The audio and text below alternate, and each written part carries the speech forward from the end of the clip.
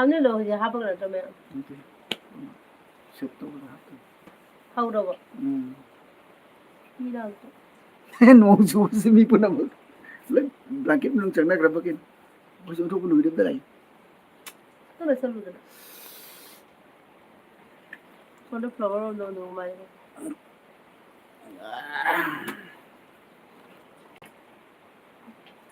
Ma'am ला पीरो आई नहीं जेंग ले रे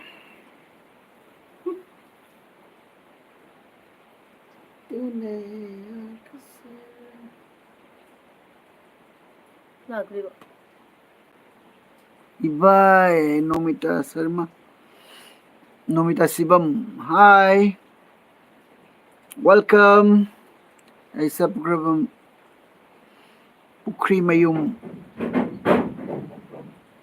keno hi Adu jang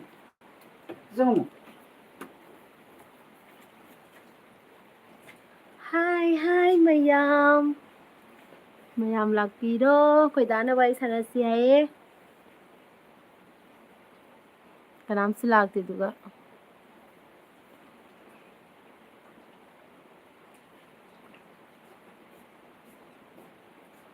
कहीं ना हो जी किधर Udong eh किसे उड़े दी से कश्मीर लागते दूँगा कोई थोड़ी बाय है लाये दो ए लाग ए Nomita Shivam Chaksar boy sare सक्चारे Simran Singha welcome Simran welcome कोई गेल पी दिलाग पी बगी Koise masa kuire tau da ba Simran LB Singha nu Aidi Chaksara bura wana bo. number mata tawi चारे सिमरन नोदी Saxena रबो Cha nikin Ai udare kitang chhan bi bima anu khumani bima nang china ne picture batari phan gi bese कालन तोरा कर नी मामा काय दे pugan thole ubra di ude सिमरन ने like तोरे thank you सिमरन कदी कहीं नहीं मिसे ये हो रहे मुझे कम कोई दिन ऐसी चांगन तासारा का लाइक तोरे सिमरन से कनानो हायरू है loire he jamna सिमरन से कनानो हायरू है सिमरन से कनानो yanta adre लोए है arje mete all is gold kai se arje ara ina kai janinge all is gold RJ welcome RJ arje kai janinge nang na is all is gold kai jale the gidi roki yum saira bro se khitang tawrakpa malida hai khangra boni noi sinama hatruk bare noi sinane khangan masina katang tawrakpa mali hai kitang tawrakpa mali kai na yang khange no adaidi kaiba nok simrana no kre aruna sanglakpam hai mare che nungairibo nungairiye noidi kamai tawrige तैदी अर्जेना इबाई वारी लइए अंजलि खुमन चाक चारे बच्चे चारे सिमरन सिंह अनु नंग यादे को हारेगा smile तवग्रे सिमरन कनानो आई सिमरन से कना होइदनो बा khangdi सिमरन Tanura hauji ka je saklot pa me amna kya mem ta de सिमरन हाय से तनुरो खंगद्रे ने कनानो खंगद्रे ता हाइबिरो ओ इंगे ngasi se ko ngasi se nong chui nong churaga leire anis sanu kai hinjang sage se ngasi se hawai thongba chai ngasai gi ne hawai thongba baro gi le ba dum chasal le thongba tal le jang dum am le ba dum chasal le se na chasal le dagidi simran se no I ko no I ma kana no I kana no khangam dre arjani ibai sa ude phajana camera manakta lag o nak sallo nang kitang arjani la wai ta dro kai ba oi ai saklot ke ko ai kana hoido no khang di hai ba kana no hairo simran je kana hoido no hairo arjani nang khang bra simran je kana hoido no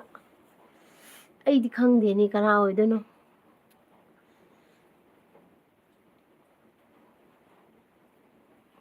chiga da ga se Ibai sa thank you ani sai ba ate ise anisa hai bane o ꯑꯅꯤꯁꯥ ꯍꯥꯏꯕ Thank you. Ningzing bira pagi dam. Ay waru ya da koi mitse ko. ꯌꯥꯗ꯭ꯔꯦ Sahi se kare jam kala mini mitse ko sukdo kai pu de ba ꯑꯩꯈꯣꯏ ko. ꯍꯅꯨꯕ ꯍꯅꯨꯕꯤ ꯐꯥꯔꯕꯅꯤꯅ Waru ya de ꯃꯤꯠꯁꯦ mayam. ꯌꯥꯗ꯭ꯔꯦ Kano mitse pura ya de ba ko mit mari pan mu kuira bani do sik. ꯑꯗꯩꯗꯤ Je ꯌꯨꯝꯂꯦꯝꯕꯝ tong. ꯀꯩꯕ ꯈꯦꯇ꯭ꯔꯤꯟ ꯍꯥꯏꯕ ꯁꯤꯗꯁꯨ ꯅꯣꯡ ꯆꯨꯏꯌꯦ ꯅꯣꯡꯁꯦ ꯌꯥꯝ ꯆꯨꯏ ꯁꯤꯗꯁꯨ ꯌꯥꯝ ꯀꯟꯅ ꯆꯨꯏ ꯉꯁꯤ ꯅꯣꯡꯁꯦ ꯀꯩꯒꯤꯅꯣ ꯈꯪꯗꯦ ꯏꯪꯕꯅ ꯆꯨꯗꯨꯅ ꯂꯣꯏꯔꯦ Laibak ti bani waloi loi tu mambra kang ge nungalak pada. ꯑꯗꯩꯗꯤ Mayam like ta ham tau de mi ku ni pan lai du like manga ka tang lai like to biro mayam nuksi bi duna like to biro. ꯑꯗꯒꯤ ꯑꯥꯔꯖꯦꯅ Aise ꯏꯆꯦ ꯇꯅꯨꯅꯤ ꯍꯥꯏ ꯑꯩꯅ ꯍꯥꯏꯗ ꯇꯅꯨ ꯑꯣꯏꯔꯝꯒꯅꯤ ꯍꯥꯏꯅ ꯁꯤꯃꯔꯟ ꯑꯥꯔꯖꯦ ꯍꯥꯏꯔꯒ ꯀꯩꯅꯣ ꯇꯧꯈ꯭ꯔꯦ ꯅꯣꯛꯄꯒꯤ ꯏꯃꯣꯖꯤ ꯄꯤꯁꯜꯂꯛꯑꯦ mun mun ꯀꯩ ꯍꯥꯏꯕ hai se ꯃꯤꯁꯅꯨ ꯁꯤꯟ ꯀꯩꯅꯣꯝ ꯍꯥꯏ ꯃꯃꯤꯡ ꯃꯨꯠꯈ꯭ꯔꯦ ꯀꯩꯒꯤꯅꯣ ꯃꯨꯠꯂꯤꯁꯦ ꯃꯨꯠꯍꯟꯒꯅꯨ Eh, ꯌꯥꯗ꯭ꯔꯣ ꯌꯥꯗ꯭ꯔꯣ tas tau budi mut lo ba. ꯗ ꯇꯧꯁ ꯇꯧ ꯍꯥꯏꯕ ꯑꯩ ꯄꯥꯕ ꯅꯨꯡꯉꯥꯏꯇꯦ ꯍꯥꯏꯕ ꯀꯥꯏ ꯃꯥꯡꯈ꯭ꯔꯦ ꯑꯗꯨ Baby sa hai. ꯀꯥꯏ ꯃꯥꯡꯈ꯭ꯔꯦ ꯑꯗꯨ Si lai ꯉꯁꯥꯏꯒꯤꯗꯣ sidi loina. ꯀꯥꯏꯅꯣ Oi lai tanu mi ko. ꯑꯩ ꯔꯟꯖꯤꯇꯥꯅꯦ ꯍꯥꯏꯌꯦ ꯔꯟꯖꯤꯇꯥ ꯍꯥꯏꯁꯦ ꯀꯗꯥꯏꯒꯤ ꯔꯟꯖꯤꯇꯥ ꯑꯣꯏꯗꯣꯏꯅꯣ ꯍꯣꯏ ꯃꯅꯤꯄꯨꯔ ꯔꯟꯖꯤꯇꯥꯔꯣ ꯍꯥ ꯔꯟꯖꯤꯇꯥ ꯍꯥꯏꯁꯦ ꯀꯅꯥ ꯑꯣꯏꯗꯣꯏꯅꯣ ꯑꯩꯈꯣꯏ ꯔꯟꯖꯤꯇꯥꯔꯣ ꯃꯅꯤꯄꯨꯔꯒꯤ ꯀꯅꯥꯅꯣ ꯈꯪꯗ꯭ꯔꯦ ꯍꯥꯏꯕꯤꯔꯛꯑꯣ Mayam ꯀꯅꯥꯅꯣ samir ꯍꯥꯏꯅ budu like to biramu. ꯑꯗꯒꯤ ꯕꯦꯕꯤꯁꯤꯡꯅ ꯍꯥꯏ ꯃꯨꯟꯃꯨꯟꯁꯨ ꯍꯥꯏ ꯏꯆꯦ ꯏꯆꯦ ꯍꯥꯏ ꯍꯥꯏ ꯍꯥꯏ hello Like Simran dan thank you mun mun like to ꯃꯨꯠꯈꯔꯦ biro. ꯑꯃꯨꯛ Si. ꯃꯨꯠꯍꯟꯒꯅꯨ ꯍꯥꯏꯗꯤ ꯑꯣꯏ ꯂꯥꯏꯛ ꯇꯧꯔꯦꯀꯣ ꯊꯦꯡꯛ ꯌꯨ ꯁꯤꯝꯔꯟ ꯑꯥꯔꯖꯦ ꯑꯩ ꯂꯥꯏꯛ ꯇꯧꯔꯦꯀꯣ ꯊꯦꯡꯛ ꯌꯨ ꯃꯨꯟꯃꯨꯟꯅꯁꯨ ꯂꯥꯏꯛ ꯗꯟ ꯍꯥꯏ ꯊꯦꯡꯛ ꯌꯨ ꯑꯗꯒꯤꯗꯤ ꯑꯃ꯭ꯔꯤꯇꯥ ꯗꯦꯕꯤ ꯍꯥꯏ ꯏꯆꯦ ꯏꯕꯥꯏ ꯅꯣꯏꯒꯤ ꯑꯋꯥ ꯐꯗꯤꯒꯣꯝꯗꯣ ꯌꯥꯝꯅ ꯆꯥꯛꯆꯩ ꯌꯥꯏꯌꯦꯀꯣ ꯑꯋꯥ ꯐꯗꯤꯒꯣꯝ ꯌꯥꯝ ꯐꯖꯕꯅꯦ ꯑꯩꯈꯣꯏꯒꯤꯀꯣ ꯅꯤꯁꯥ ꯆꯅꯨꯅ ꯆꯦꯗꯣ ꯄꯨꯖꯥꯗ ꯀꯩ ꯍꯥꯏꯕ Uye. ꯄꯨꯖꯥꯗ ꯎꯏꯌꯦ ꯑꯩꯅ ꯀꯧꯒꯦ ꯇꯧꯕ Ikaina ka ꯏꯀꯥꯏꯅ hone. ꯀꯧꯍꯧꯗ꯭ꯔꯦ ꯀꯗꯥꯏꯗ ꯎꯔꯤꯅꯣ ꯑꯩꯁꯦ Lakipur do iram niya. ꯂꯛꯈꯤꯄꯨꯔꯗꯔ ꯀꯩ ꯀꯧꯔꯛꯇ꯭ꯔꯤꯅꯣ ꯀꯩꯗꯕꯩ ꯏꯀꯥꯏꯗꯣꯏꯅꯣ ꯀꯧꯔꯛ ꯌꯥꯗ꯭ꯔꯣ Los wai ꯑꯗꯒꯤ chak sarbo che ꯆꯥꯔꯦ chare. ꯁꯤꯝꯔꯟꯅ ꯑꯣꯟ ꯀꯣ ꯍꯥꯏꯌꯦ ꯑꯣꯟ ꯅꯠꯇꯦ ꯀꯃꯦꯟꯠꯁ ꯏꯔꯧ ꯀꯩꯅꯣ ꯏꯔꯧ ꯑꯣꯟꯗ ꯂꯩꯒꯅꯨ Ayvam Bijita. Hi cute couple. Thank thank you you. Ranjita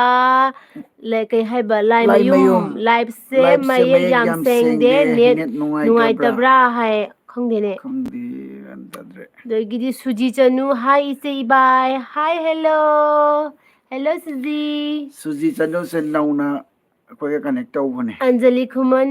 ꯆꯦꯁꯦ ꯌꯔꯁ ꯀꯌꯥ ꯁꯨꯔꯒꯦ ꯑꯣ ꯃꯥꯏ ꯒꯣꯗ ꯑꯩꯒꯤꯁꯤ ꯌꯔꯁꯁꯦ ꯇꯞꯅ ꯍꯪꯉꯛꯄꯅꯤ ꯑꯩꯒꯤ ꯌꯔꯁꯁꯦ ꯃꯌꯥꯝꯅ ꯀꯌꯥ ꯁꯨꯗꯣꯏꯅꯣ ꯃꯌꯥꯝꯅ ꯍꯥꯏꯕꯤꯔꯛꯎ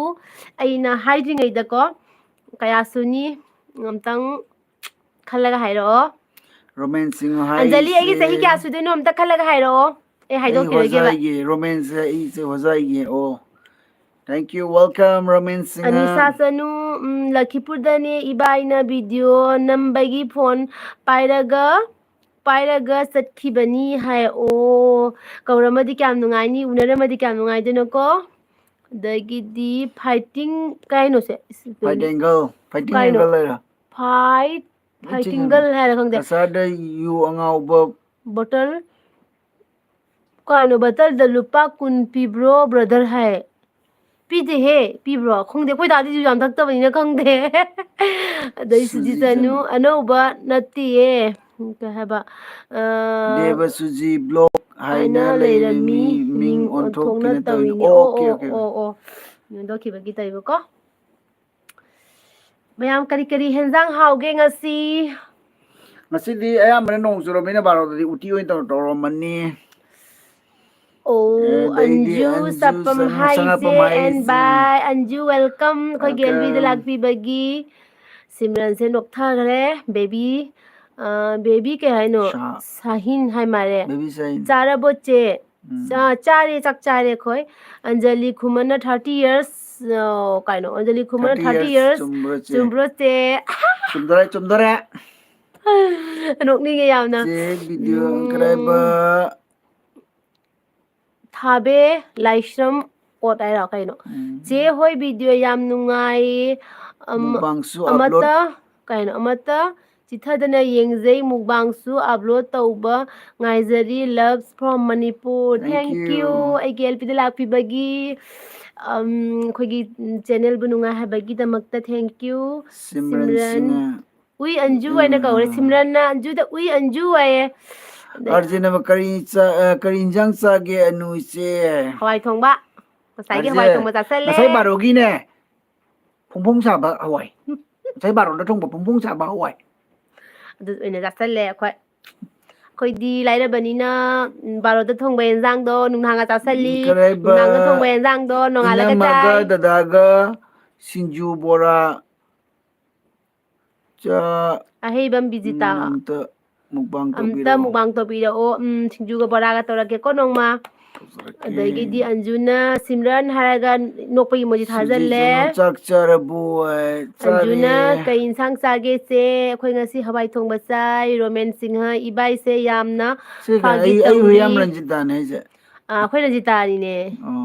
Ranjita kamai tawrige nasegi LB da lakpi bagi da makta thank you. Adagagi Roman Singha ibai se yamna phagi tawri hai nam tawgan bani Anjali Khumana 32 ro che hai aigi se Anjali ra namta hairo kaya wai 32 sunati ko aigi chahi se naksale Simran Singha chak Chariko hai oh thank you chak char sutana ko LP bagi kaiba uti chasilaga blanket subsal laga tumbasidi khunungai amani boys dungai bani go ibai ai ok chai do tinta do tae akhoi ok cham cha di chaningi haba ko cha bu cha jadri do cha di chaningi do noina cha bu du badane ai di chaning mana arje aina khoi da haini ok phongmam tang sa se na khoi da nai ba ma thongba heite khoi cha di ba aina sum mino cha bu da chaningi bane Deidi kari miss Nungairiye se Ranjita. Nungairiye khoi Ranjita na tra. Ranjita kai jang sa ge. Chanu hi se ori bai sakchar bochare welcome Chanu. Chanu laira. Chanu kontho. Welcome Chanu. Sakchar bo nangdi. Anita aigi manabi Anita lengsilakle aigi Albrida welcome Anita anu kai jang sa ge akhoi ngasi hawai thongba chai 35 chumbro che 35 to kasu khatang ka wali ma sahi tanana lai re Anjali aigi chahi se 35 to khatang wali ko Chanu ibai gi comment taningi che nang hai ganu ai oh aina haiganu haiba nangna haiba ei mit ude kanano harise Arjini oh ai pa roi ge na bai pa halage nang na bai je nang na bai pa halage ai mi ubra enogi kadagi ne enom hai bani ne adun mamit mar mani chare che oidi kai mathel chage ngasai barogi phungphung sa ba hawai chai Nachina tan baside ba pun thongjan bam kan tawri ang kha chathau samai na ai udre ai masak ju andmai nang dmai lai ke ai masak udre ba chanu konthau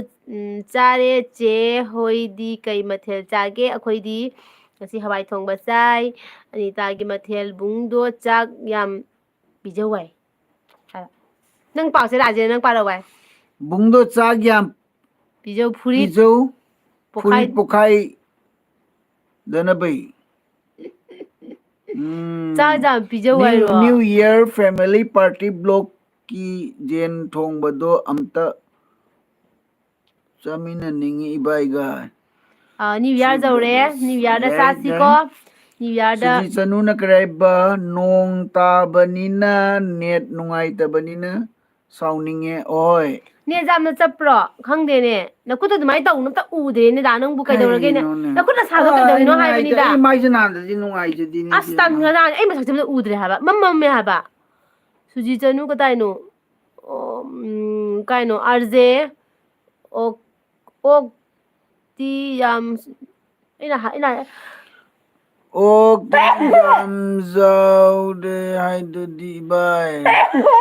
ma thaba ka kai ne ke ba che nung sibi ai khang dre che oina hairo ba 37 jau re ai sahi 37 jaure ko I love you say Anjali ai sahi 37 sure ai masak siga manabra man bra ha ai age siga ai masak siga chanabra Hairona. baby say na I love you che. I love you too. Baby, I love you too. Dedi kay ba len lay bisanu hai che da nungai bo ai. Nungairiye. Nangdi nungairibo. Manipurgi ngarang nahangi akoigi kaino tara sigibado Aingonda bed comment ki adugi pau tabadagi video ka ambo namningdre Aingonda talleba bed comment la I mukbang da. Anita ro mawala runu bet ka men lak paching do anta mawala runu oida pa do mi ngatan Anjali kuman mande che hai thati bin mande hai Camera da kaya di man ge Anjali ai kaya ka suraga pakcha ga da male gi masak siga camera da man da bai wani original di jangkai mu man. Baby nang ji di wo baby sign no no kai mun Sujanu na thadale se Chandam laikai gi sunari gi hobani mingdo gi ji hobani mingdo kaw khare che hoi yum se dwai gi do ji se kali jamun kali ro na traga Ji na na auradi Gyandip gyandip boidoira sunari di ani hum lei ko gyandip ji na already gyandip oira masudai anu bungna kyam hanle anu Anita na anu bungna kayam halli akhoi dane wondagi chahi 5 halli chahi 5 khani khene bako da khabani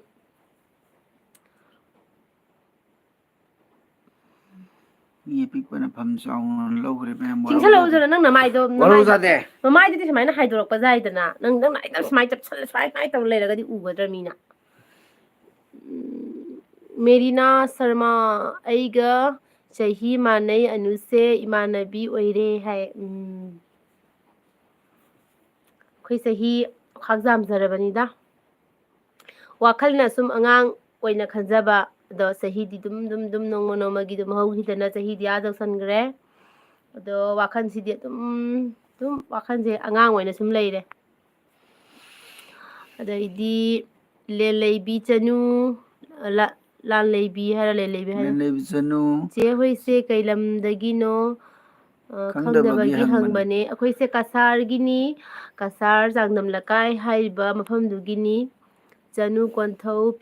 jangkhai di mandeda asengba ubadasu angang malis akhoi daje kalan jam ngang bani ai je jangna hanubi oheningi ba makhanga ba ai je hanubi jang ohelaga ma lesabi macha ma lowningi da kainom tawri Anita gi mathel bungna yam lu tawba mali hai mangonda hangudu Anita hangu hayu Anita da hai se nan tawba mali hai nangna tawsanari bein man bani khanga ba do video da tani mali se mommy begum che che cha bo chare mommy nang di chare bo khoi ngasi LB se adum ngasi video thangatre ba ko baby du say dum ne LB se laini ID 32 years Manjari se hai Anjali kumana Thoibi nil couple welcome Thoibi se hai arjamite ibai nupi ama welcome Thoibi ama ibai nupi ama lai koi sirai ro ibungo paisa to di lai hai nai ro nupi de di hai ra kanu ko ibungo Noi bai ta sane ni arje manung ngari ni pim thi ningi mi khamba ai ngon jahi jang khai phare na hai pha ba mali hai du le na hai do ba ma jang ai jang na hanu la ga ma nu pi ba thi ningi ba ibungo hai ra kanu kata tak warje kata kino na cita gini tu binai ro da atanga ngano khudau langan warje kata kino tu binai ro nei mauro lai sabi ro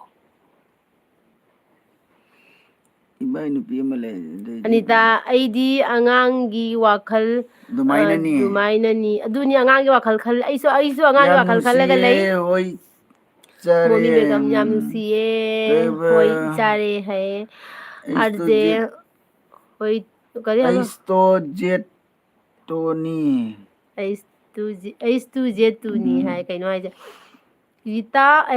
a same favorite couple. Thank you. Thank you.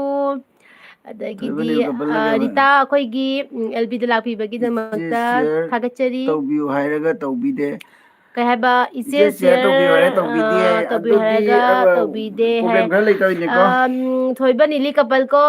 ꯃꯤ ꯃꯌꯥꯝ ꯑꯩꯉꯣꯟꯗ ꯑꯩꯒꯤ ꯀꯩꯅꯣꯗꯅꯦ ꯀꯝꯃꯨꯅꯤꯇꯤꯗ ꯁꯤꯌꯔ ꯇꯧꯕꯤꯌꯨ ꯈꯣꯠꯄꯤꯌꯨ ꯍꯥꯏꯅ ꯃꯌꯥꯝ ꯑꯃ ꯍꯥꯏꯔꯦꯕꯀꯣ. ꯑꯗꯣ ꯑꯃꯒꯤ ꯇꯧꯔꯒ ꯑꯃꯒꯤ ꯇꯧꯗ꯭ꯔꯕꯗꯤ ꯑꯩꯁꯦ ꯀꯩ ꯍꯥꯏꯒꯅꯤ ꯃꯤꯆꯪ ꯃꯤꯈꯥ ꯅꯥꯏꯕꯗꯣ ꯇꯥꯒꯅꯦꯕꯀꯣ. ꯃꯤ ꯑꯩꯈꯣꯏꯒꯤ ꯀꯩ ꯍꯥꯏꯒꯅꯤ ꯌꯨꯇ꯭ꯌꯨꯕꯔ ꯅꯧꯅ ꯆꯪꯉꯛꯄ ꯃꯤ ꯄꯨꯝꯅꯃꯛꯅ ꯍꯥꯏꯔꯤꯕꯀꯣ ꯑꯩꯉꯣꯟꯗ ꯁꯤꯌꯔ ꯇꯧꯕꯤꯌꯨ ꯍꯥꯏꯅꯀꯣ. ꯑꯗꯨ ꯄꯨꯝꯅꯃꯛꯇꯣ ꯑꯩ ꯁꯤꯌꯔ ꯇꯧꯔꯒꯗꯤ ꯑꯩꯉꯣꯟꯗ ꯄ꯭ꯔꯣꯕ꯭ꯂꯦꯝ ꯈꯔ ꯑꯣꯏꯒꯗꯕꯀꯣ. ꯑꯗꯨꯗꯨꯒꯤ ꯑꯩꯅ ꯁꯤꯌꯔ ꯇꯧꯗꯕꯅꯤ. ꯏꯆꯟ ꯑꯗꯣ ꯀꯦꯁ ꯑꯩꯗꯤ ꯀꯄꯜꯁꯦ ꯌꯥꯝ ꯅꯨꯡꯁꯤꯌꯦ. ꯁꯤ ꯋꯥꯔꯧꯕ ꯌꯥꯗꯦ ꯀꯣ. ꯂꯛꯈꯤꯄꯨꯔ ꯈꯨꯃꯟꯒꯤꯗ ꯑꯣꯏꯗꯣꯏꯔꯥ ꯏꯆꯟ ꯀꯦꯁꯁꯦ? ꯀꯩ ꯍꯥꯏꯅꯣ? ꯑꯩꯗꯤ ꯀꯄꯜꯁꯦ ꯌꯥꯝ ꯅꯨꯡꯁꯤꯌꯦ. Thank Thank you. you so much. ꯒ꯭ꯌꯥꯟꯗꯤꯞꯇꯣ ꯍꯥꯏꯗꯣ ꯑꯣꯏꯅꯗ꯭ꯔꯥ? ꯁꯨꯖꯤꯆꯅꯨ ꯒ꯭ꯌꯥꯟꯗꯤꯞꯇꯣ. ꯍꯣꯏ ꯍꯣꯏ ꯑꯩꯈꯣꯏ ꯃꯣꯏꯅ ꯃꯅꯥꯛꯀꯤ ꯈꯔ ꯃꯊꯛ ꯂꯣꯝꯗ ꯂꯩꯈ꯭ꯔꯦꯀꯣ. ꯑꯩꯈꯣꯏꯅ ꯇꯨꯔꯦꯟ ꯈꯣꯡꯕꯥꯜꯂꯣꯝꯗ ꯂꯩꯕ. ꯑꯗꯩꯗꯤ ꯅꯣꯏ ꯃꯨꯛꯕꯥꯡꯗ ꯍꯥꯏꯗꯥꯏꯅꯦ ꯏꯆꯦ. ꯀꯩꯅꯣ ꯍꯥꯏꯁꯦ? ꯑꯩꯁ ꯇꯨ ꯖꯦꯠ ꯍꯥꯏꯅ ꯃꯨꯛꯕꯥꯡꯗ ꯑꯩꯅ ꯍꯥꯏ. ꯑꯣ ꯍꯤꯔꯣꯗꯒꯤ ꯖꯤꯔꯣꯗ. ꯍꯤꯔꯣꯗꯒꯤ ꯈꯣꯏꯗꯥꯁꯦ ꯖꯤꯔꯣꯗ ꯂꯥꯛꯀꯅꯤ ꯍꯥꯏꯕ. ꯑꯇꯩꯗꯤ ꯀꯅꯥꯝ ꯂꯥꯛꯇ꯭ꯔꯦ. ꯁꯥꯄꯝ ꯃꯥꯙꯕꯤ. ꯅꯣꯏꯒꯤ ꯚꯤꯗꯤꯑꯣꯁ ꯌꯦꯡꯕ ꯌꯥꯝ ꯅꯨꯡꯉꯥꯏꯌꯦ. ꯅꯣꯡ ꯇꯥꯗ꯭ꯔꯣ ꯑꯥꯗ? ꯁꯤꯗ ꯅꯣꯡ ꯌꯥꯝ ꯇꯥꯔꯤ. ꯑꯁꯤꯒꯁꯨ ꯅꯣꯡ ꯌꯥꯝꯅ ꯇꯥꯏꯌꯦ. ꯑꯩꯈꯣꯏꯁꯨ ꯉꯁꯤꯗꯣ ꯚꯤꯗꯤꯑꯣ ꯊꯥꯡꯒꯠꯇ꯭ꯔꯦꯕꯀꯣ. ꯃꯅꯤꯄꯨꯔꯗ ꯃꯤ ꯁꯤꯕ ꯈꯣꯠꯄꯒꯤ ꯀꯩꯅꯣ ꯂꯩꯕꯗꯨꯒꯅꯦ ꯚꯤꯗꯤꯑꯣ ꯅꯨꯡꯉꯥꯏꯇꯅ ꯊꯥꯡꯒꯠꯇ꯭ꯔꯦ. ꯑꯟꯖꯂꯤ ꯀꯨꯃꯟꯆꯦꯒꯤ ꯑꯗꯨꯅ ꯉꯁꯤ LB ꯇꯧꯔꯛꯏꯅꯦꯕ. ꯑꯄꯥꯝꯕ ꯍꯤꯟꯖꯥꯡꯁꯦ ꯀꯩꯅꯣ? ꯑꯩꯒꯤ ꯑꯄꯥꯝꯕ ꯌꯦꯟꯁꯥꯡꯗꯤ ꯍꯪꯒꯥꯝ ꯆꯝꯊꯣꯡ. ꯑꯆꯝꯕ ꯆꯝꯊꯣꯡꯒ ꯑꯗꯩꯗꯤ ꯏꯔꯣꯝꯕꯒ ꯌꯥꯝ ꯄꯥꯝꯃꯤ ꯑꯩꯀꯣ. ꯒ꯭ꯌꯥꯟꯗꯤꯞꯀꯤ ꯃꯧꯗꯣ ꯑꯩꯈꯣꯏ ꯂꯩꯀꯥꯏꯒꯤ ꯏꯆꯦ ꯊꯣꯛꯑꯦ ꯃꯣꯏꯗ ꯂꯥꯛꯑꯝꯃꯦ. ꯑꯣ. ꯑꯣꯀꯦ. ꯃꯗꯤ ꯂꯃꯔꯒꯝ ꯈꯨꯅꯧꯒꯤꯅꯤꯅꯀꯣ. ꯏꯆꯟ ꯀꯦ ꯍꯥꯏꯕꯁꯦ ꯄꯨꯖꯥꯗ ꯐꯣꯇꯣ ꯅꯝꯃꯤꯟꯅꯈ꯭ꯔꯕꯅꯤ ꯂꯛꯈꯤꯄꯨꯔ ꯈꯨꯃꯟꯗ. ꯑꯣ ꯈꯪꯉꯦ ꯈꯪꯉꯦ ꯑꯩꯈꯣꯏ ꯂꯛꯈꯤꯄꯨꯔꯗ ꯎꯅꯕꯗꯀꯣ. ꯑꯗꯨꯅꯤ ꯌꯥꯝ ꯅꯨꯡꯁꯤꯀꯣ ꯑꯩꯒꯤ ꯚꯤꯗꯤꯑꯣꯕꯨ ꯃꯇꯝ ꯄꯨꯝꯅꯃꯛꯇ ꯌꯦꯡꯕꯤꯕꯒꯤ ꯑꯗꯨꯒ ꯑꯩꯒꯤ LBꯗꯁꯨ ꯂꯥꯛꯄꯤꯕꯒꯤ ꯌꯥꯝ ꯅꯨꯡꯁꯤꯌꯦ ꯏꯆꯟꯁꯦ. ꯃꯊꯪꯗ ꯎꯅꯔꯗꯤ ꯑꯃꯨꯛ ꯀꯧꯔꯛꯑꯣ. ꯑꯩꯗꯤ ꯂꯛꯈꯤꯄꯨꯔꯗ ꯁꯨꯝ ꯇꯣꯏ ꯇꯣꯏꯅ ꯁꯨꯝ ꯂꯥꯛꯀꯅꯦꯕ. ꯑꯅꯤꯇꯥꯒꯤ ꯃꯈꯜ ꯃꯊꯦꯜ ꯑꯩꯒ ꯌꯦꯟꯁꯥꯡ ꯄꯥꯝꯕ ꯃꯥꯟꯅꯩ ꯍꯥꯏ. ꯑꯩꯁꯨ ꯑꯅꯤꯇꯥ ꯀꯩꯅꯣ ꯇꯧꯔꯦꯕ. ꯉꯥ ꯊꯣꯡꯕ ꯑꯗꯩꯗꯤ ꯊꯥꯎ ꯅꯨꯡꯁꯦ ꯌꯥꯝ ꯄꯥꯝꯗꯦꯕ ꯑꯩꯗꯤꯅꯦ. ꯑꯩꯗꯤ ꯑꯆꯝꯕ ꯊꯣꯡꯕ ꯑꯗꯩꯗꯤ ꯑꯩꯗꯤ ꯏꯔꯣꯝꯕꯒꯨꯝꯕ ꯊꯥꯎꯁꯦ ꯈꯔ ꯆꯥꯎ ꯍꯥꯏꯅꯤ ꯃꯁꯥꯁꯦ ꯈꯔ ꯂꯪꯊꯣꯛꯅꯕ. ꯁꯨꯝ ꯑꯆꯝꯕ ꯆꯥꯃꯟꯅꯀꯣ ꯆꯝꯐꯨꯠ ꯃꯥꯟꯁꯤꯜꯂꯛꯑꯦ. ꯑꯗꯨꯒꯨꯝꯕꯗꯣ ꯌꯥꯝ ꯄꯥꯝꯃꯦ ꯑꯩꯗꯤ. ꯁꯨꯖꯤ ꯆꯅꯨ ꯑꯕꯦꯝꯃꯗꯨꯗꯤ ꯑꯕꯦꯝꯃꯗꯨꯗꯤ ꯇꯨꯝꯈ꯭ꯔꯕꯣ? ꯇꯨꯝꯈ꯭ꯔꯕ ꯎꯗꯦ. ꯃꯥ ꯇꯨꯝꯈ꯭ꯔꯦ. ꯃꯥ ꯑꯦꯛꯖꯥꯝ ꯆꯠꯂꯤꯑꯕꯀꯣ ꯍꯧꯖꯤꯛꯁꯦ. ꯑꯗꯣ ꯃꯥ ꯂꯥꯏꯔꯤꯛ ꯉꯥꯏꯍꯥꯛ ꯄꯥꯔꯝꯃꯦ ꯑꯗꯨꯒ ꯇꯨꯝꯈ꯭ꯔꯦ. ꯍꯌꯦꯡ ꯉꯟꯅ ꯑꯃꯨꯛ ꯍꯧꯒꯠꯂꯒ ꯂꯥꯏꯔꯤꯛ ꯄꯥꯅꯕ ꯍꯥꯏꯅꯅꯦ. ꯀꯩ ꯍꯥꯏꯅꯣ? ꯎꯁꯥꯔꯥꯅꯤ ꯂꯧꯔꯦꯝꯕꯝ ꯍꯥꯏꯔꯣ ꯀꯥꯏꯅꯣ ꯀꯥꯏ ꯃꯥꯡꯈꯔꯦ ꯂꯧꯔꯦꯝꯕꯝ. ꯉꯁꯤꯗꯤ ꯅꯈꯣꯏ ꯑꯅꯤꯃꯛ ꯌꯥꯝꯅ ꯐꯖꯩ ꯌꯥꯝꯅꯁꯨ ꯅꯨꯡꯁꯤ. ꯀꯩ ꯍꯥꯏꯅꯣ? ꯅꯈꯣꯏ ꯑꯅꯤꯃꯛ ꯍꯥꯏ. ꯊꯦꯡꯛ ꯌꯨ ꯎꯁꯥꯔꯥꯅꯤ. ꯑꯩꯒꯤ LBꯗ ꯂꯥꯛꯄꯤꯕꯒꯤ. ꯑꯅꯤꯇꯥꯒꯤ ꯃꯊꯦꯜ ꯑꯩꯗꯤ ꯏꯂꯤꯁꯥ ꯊꯣꯡꯕ ꯌꯥꯝ ꯄꯥꯝꯃꯤ. ꯑꯩꯗꯤ ꯉꯥꯗ ꯍꯥꯏꯔꯒꯗꯤ ꯑꯩꯅ ꯈ꯭ꯋꯥꯏꯗꯒꯤ ꯄꯥꯝꯖꯕ ꯉꯥꯗꯤ ꯀꯩꯅꯣ ꯄꯥꯝꯃꯤ ꯑꯅꯤꯇꯥ. ꯉꯄꯥꯏꯒꯅꯦ ꯀꯟꯗꯂꯥꯒ ꯄꯥꯝꯃꯤ. ꯀꯨꯀꯤ ꯔꯦꯄꯤꯁꯅ ꯀꯔꯥꯏꯕ ꯑꯇꯩꯗꯤ ꯑꯅꯨ ꯄꯥꯝꯗꯦꯗ. ꯑꯩ ꯃꯅꯤꯄꯨꯔꯗꯩꯅꯤ ꯅꯪꯒꯤ ꯚꯤꯗꯤꯑꯣ ꯂꯣꯏ ꯌꯦꯡꯉꯦ ꯑꯗꯣ ꯅꯣꯏꯗꯒ ꯏꯁꯩ ꯑꯝꯇ ꯁꯛꯄꯤꯔꯛꯎ. ꯏꯁꯩꯅ ꯉꯝꯃꯗꯤ ꯐꯧ ꯍꯥꯏꯕ ꯐꯖꯧ ꯏꯁꯩꯗꯣ. ꯏꯁꯩꯗꯣ. ꯉꯝꯃꯗꯤ ꯐꯖꯧ ꯍꯥꯏꯕ ꯏꯁꯩꯗꯣ.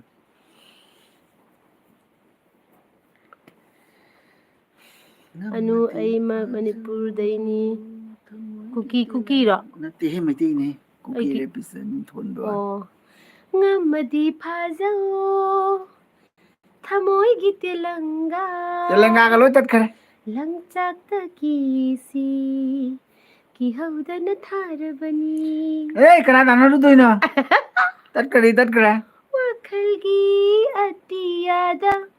ꯀꯥꯎꯈ꯭ꯔꯦꯅꯦ. ꯅꯪꯒꯤ ꯇꯥꯏꯇꯜ ꯏꯁꯩꯗꯨꯐꯥꯎ ꯀꯥꯎꯔꯕ? ꯀꯥꯎꯈ꯭ꯔꯦ ꯏꯁꯩꯁꯦ ꯃꯈꯥ ꯇꯥꯅ. ꯁꯅꯥ ꯑꯩꯈꯣꯏ ꯁꯅꯥ ꯂꯥꯛꯑꯦ. ꯁꯅꯥ ꯁꯤꯡꯍ ꯋꯦꯜꯀꯝ ꯁꯅꯥ. ꯍꯥꯏ ꯅꯣꯡ ꯀꯔꯤ ꯍꯥꯏꯕ ꯆꯨꯃꯟꯅ ꯃꯤꯠꯁꯦ ꯁ꯭ꯂꯣ ꯑꯣꯏꯔꯦ. ꯆꯝꯊꯣꯡ ꯌꯥꯝꯅ ꯆꯝꯊꯣꯡ ꯆꯥꯕꯁꯦ ꯌꯥꯝ ꯆꯥꯕꯁꯦ ꯃꯥꯏ ꯒ꯭ꯂꯣ ꯂꯥꯛꯄꯅꯦ. ꯑꯩꯁꯨ ꯌꯥꯝꯅ ꯒ꯭ꯂꯣ ꯂꯥꯛꯑꯦ ꯍꯧꯖꯤꯛ ꯁꯅꯥ. ꯈꯪꯉꯕ ꯅꯣꯏ ꯏꯕꯥꯅꯤꯕꯨ 50 ꯆꯍꯤ 50 ꯃꯨꯛ ꯁꯨꯕ ꯃꯤ ꯃꯥꯜꯂꯦ ꯍꯥꯏ ꯑꯩꯁꯦ. mana I tat tat grow lai se Funny khangjadaba animation. What language language is this? Akhoi se Maitairon ni Maitairon. Maitairon ni khangaba. Anita gi mathel isai Sagla o. saglak o saglo Arje Maitaina. kaise sawai no nita hairo saktarake Ninda Maitai yam fajaye. adagi arje na kana taw kare kaino arje gi emoji se kaino Sharma sister, hi se and Ivai. Hello, welcome Sharma sister. hi Sharma Hey, sister funny welcome animation. Okay. Ito Maitairon ni nang khangar. Ito ba yati wala malon maitai ron Koi di English yung ngang bay jade. ima ron na best ni maitai ron na best ni Akoy di China gum na akoy Maitairon na phoning ito na Maitairon tani ngang du se foreigner su chang se Maitairon tani ngang du nong madu I am from Punjab. Mai bima. Funny name se I am from Punjab. Punjab ke dai koi khang re. Singer lifestyle. Hi dabung hello singer. And they are saying hi. They di. listen guys Sanagi. mathakta comments tawbado pabirago hai sana da comments kai lege sana da cookie repis anu kaino ni si se cookie repis ana layabako ado mane si sau ha lay hai ba khangde mai ti Anjali kana Kuman no o ado ise dase kamai khangnari no jam chanana phangnaba aduna hangbani se khoi dana ise mullaga purai ne khoi jimdagi Sharma sister naga se hangam ro hinjang di ngasi hangam cha de ngasi di hawai thong sai ngasai RJ baro gi hawai thong bado dudum chasalle ibai hangam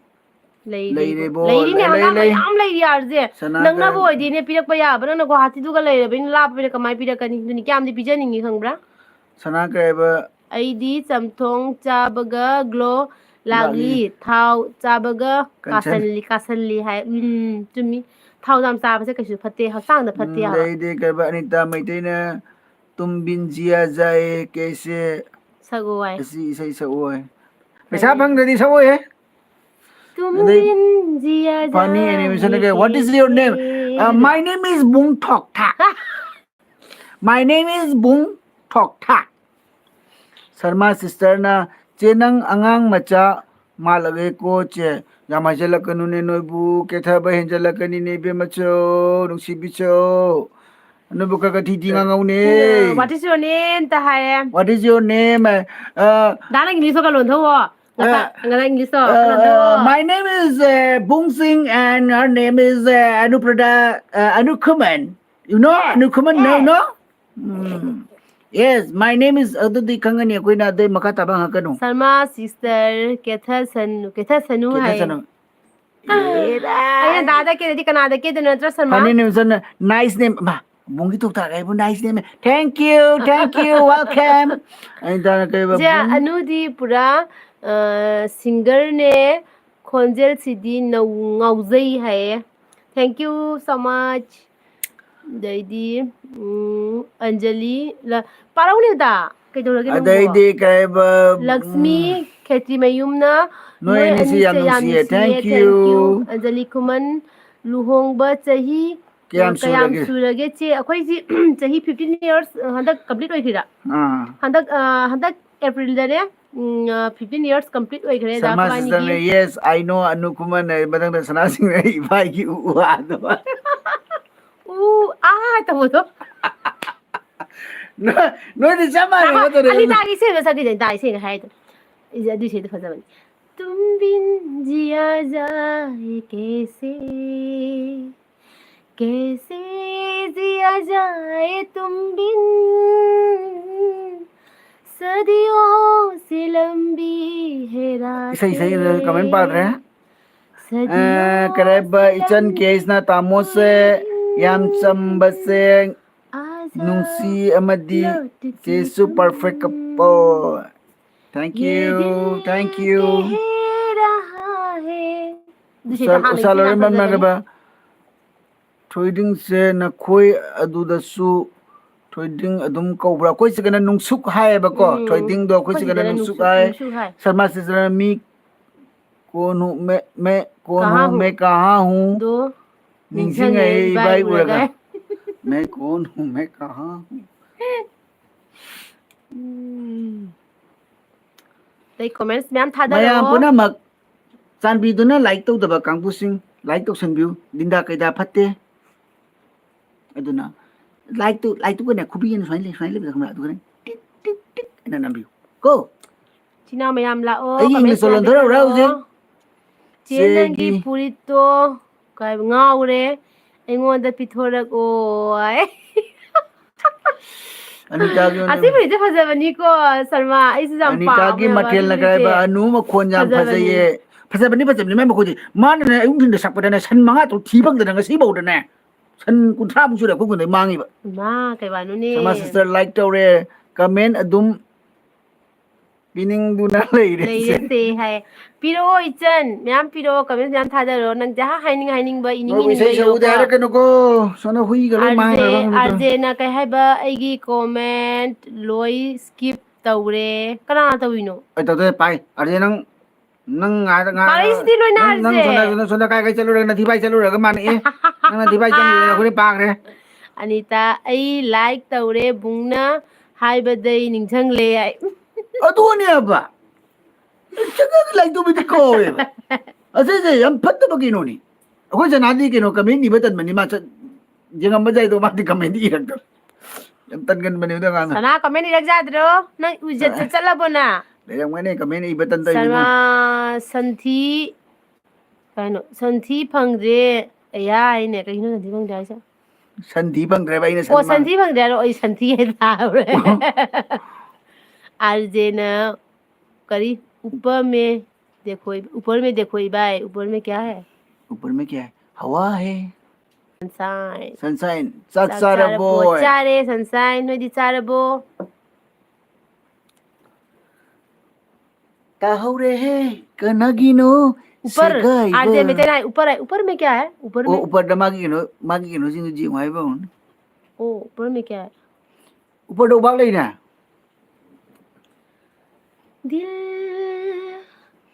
संभल जरा इदी फादे फिर मोहब्बत ऊपर आई ले RJ की मैं आपको ना कमेंट से बड़ा था कोई जम निसिला love from Manipur welcome ko yelbi na lakpi bagi welcome Manipur gi rang se adum phagadra khali adum hena hengale thawai jam nuai te ngarang gi thodok tu dagi ko su akhan nuai te ngasi su video haptre sum wakhan nuai te bako kappalaw ba me amma tari ba ko di ba talle ba boda sana sanda kya pire gya kuch da sanda wa kya gana hai Sarma sister 18,000 something da mai le Anita ibai kai te ai bai oirage ko anu fi tu ge ko hai asang pesan tali loi ne Anita fi tu dana ai di fi tu baga tan mana handak fi ga mo tu de tan na kari insang sa ge Anita bye bye kai ba pakpi elang mong ge yang sa ge hoi ngasi hawai thong ba chai pakpi di mathang jang no Priyanka wang sai mare pupu birena Eikhoi di net thabi da na kuireda daga chega se udaba kuire haya aduni net thada matam do khoi chu kyam thawai nungai te pupu biren ka hai no mado khoi to ga langal aduni ngasi ai GLP da lapi babi Priyanka sana sanda 18 yaurabo oima want to be coding I am want to be coding aduni ne mugode 73,000 jorobine koi jam nisila video adum jenge ngasidi live da thengnare thank you Nishila koi GLP da lapi bagi mayam ngasi se ai LB kya lakte ba ko do ngasi se khoi dana nong chu chu baga dai di dum kana tausi LB hak tausira haina sum mayam loine khuramjari sanana mayam punam da khuramjari mayam sana singha ina sida leirise asida id subscribe tawbiyo id yam nungai bane ana ono ba leibai sinau singna sana sing sisu subscribe tawbiyo connection tawbiyo aduga Sharma sister su channel pai bani RJ Sharma Maitei su sister paibani, RJ Maitai su Anita pai su bani Anita Maitai paibani. su pai bani Punamakta sap tawbiyo mayam. akogi chum akogi channel pai da bisinau singna mayam da changbiraga subscribe am tabiyo Subscribe have jate habani LB da. hadu ore kwai tamne I'm sorry you Ate don't ase mo ke haiba jate give han haibani haiba jate bani. I'm sorry Uma kini na haise. kai pakpi elangba ma dada ga iche ga se jengba yam nungai thank Thank you you Pakpi. kai ba Tarubi irungbam noi noi dance dance tawdrabo. tawdrabo Dance ka kadai kari dance no da dance ka ma tawning de da Manipur da tawriba kaino sida ne थांगतब सुजादब को थांगतब सुजादब अखोगी YouTube से पाइरुरबनिना ने याम कुइना लेपसु यादबगी दुम थांगपे वाने बा थवाई बुदी नुंगाइ पोंते बको मणिपुर समाइना लान तौदना मिसिमी सिबनाबा थोगा अखोइना समाइना ita तौबसे खुसु खुसु anu नुंगाइते ai बको manipur dai ne noigi channel se toina येंगमंदना jengwindana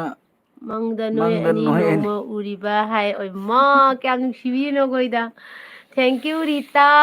खोइगु नुसिबिबगिदमक्ता खोइबु मतम पुनमक्ता support तबियो होजि तबिबा समाइना मतम पुनमक्ता खोइगि वीडियो येंबियु को सपोर्ट तबिबगी खोइगि वीडियो येंबिबगिदमक्ता थैंक यू सो मच कई हाइबा लेमहल हिजम उठखरे करी हाइबा नबानीदी हनुबा कई हाइनो हेरोय कई हाइनो हेरो heiraroi enjoy life हाइफनी ne hanuba oiraroi haiba ओइररोय spelling हाइरो sogi एन्जॉय लाइफनी हाया खंगदेदा अखोइसे अदुम पंगदा priyanka नुंगाइथोगा wangsa लैरे ga हाइतारे video कई हाइदोनो खंगदे khonggatlaga yengkige sauba yade che कई हाइबा video वीडियो khonggatla yengkige जेंगो जेंगो प्रियंका जेंगो खोगी वीडियो सुम कमेंट्स पिरौको वीडियो जेंगा जेंगागा अदुम नुसिबिरो हददी अखोइदा फनी वीडियो खरा थांगके तबदो मणिपुर के इरांग सिना कोइना फनी वीडियो तो नुंगाइते दना को ngasisu video ma thangakadaba leibado thangatrebako khoi manipurda ngarang nahan mi 300 nipa macha 300 sibado adudugi keno do ururaga ne video kana thagatpaga thanganingdreba tanna leire priyanka makaraino thoisana luwang che chak charabo chare thoisana nangdi charabo thoisana se khoi thoisana oidora इचन केस थबक मयाम सुरसु वाखलना नुंगाइरदि पुनमक नहा अंथोगी हाय बुनी कइदौदोइनो वाखल नुंगाइतबा सुम खला लेरगसु हेना हेना कइ हाइगनी हक्सांग सोक्चलेयबको अदु सरुकपुदी नुंगाइतबसु नुंगाइतबा दगी sarita m खरा दुम वाखल से नुंगाइ थोक्से हैना दा कबाइनी से दुम नुंगाइ chak थोइनी charabo kari mathil chage from manipur अखोइ ngasi हवाई थोंबा चाये सरिता सरिता चाक चारबो अखोइ एलबी दा लाक्पिबगी थैंक यू तै कना कना की comments लेरिगे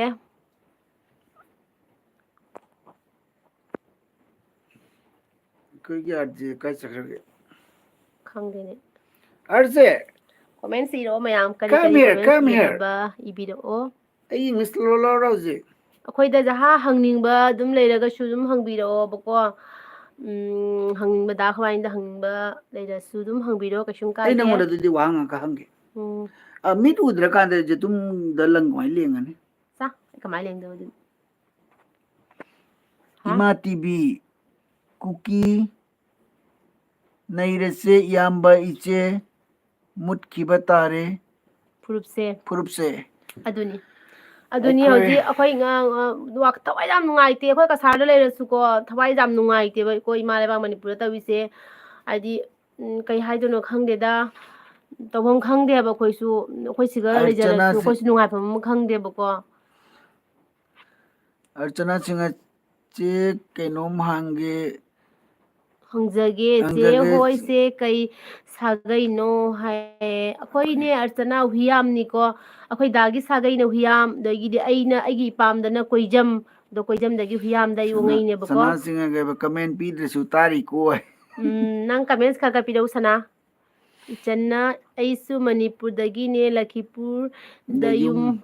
Panjarakpane panjarakpane chegi chegi video video yengbadagi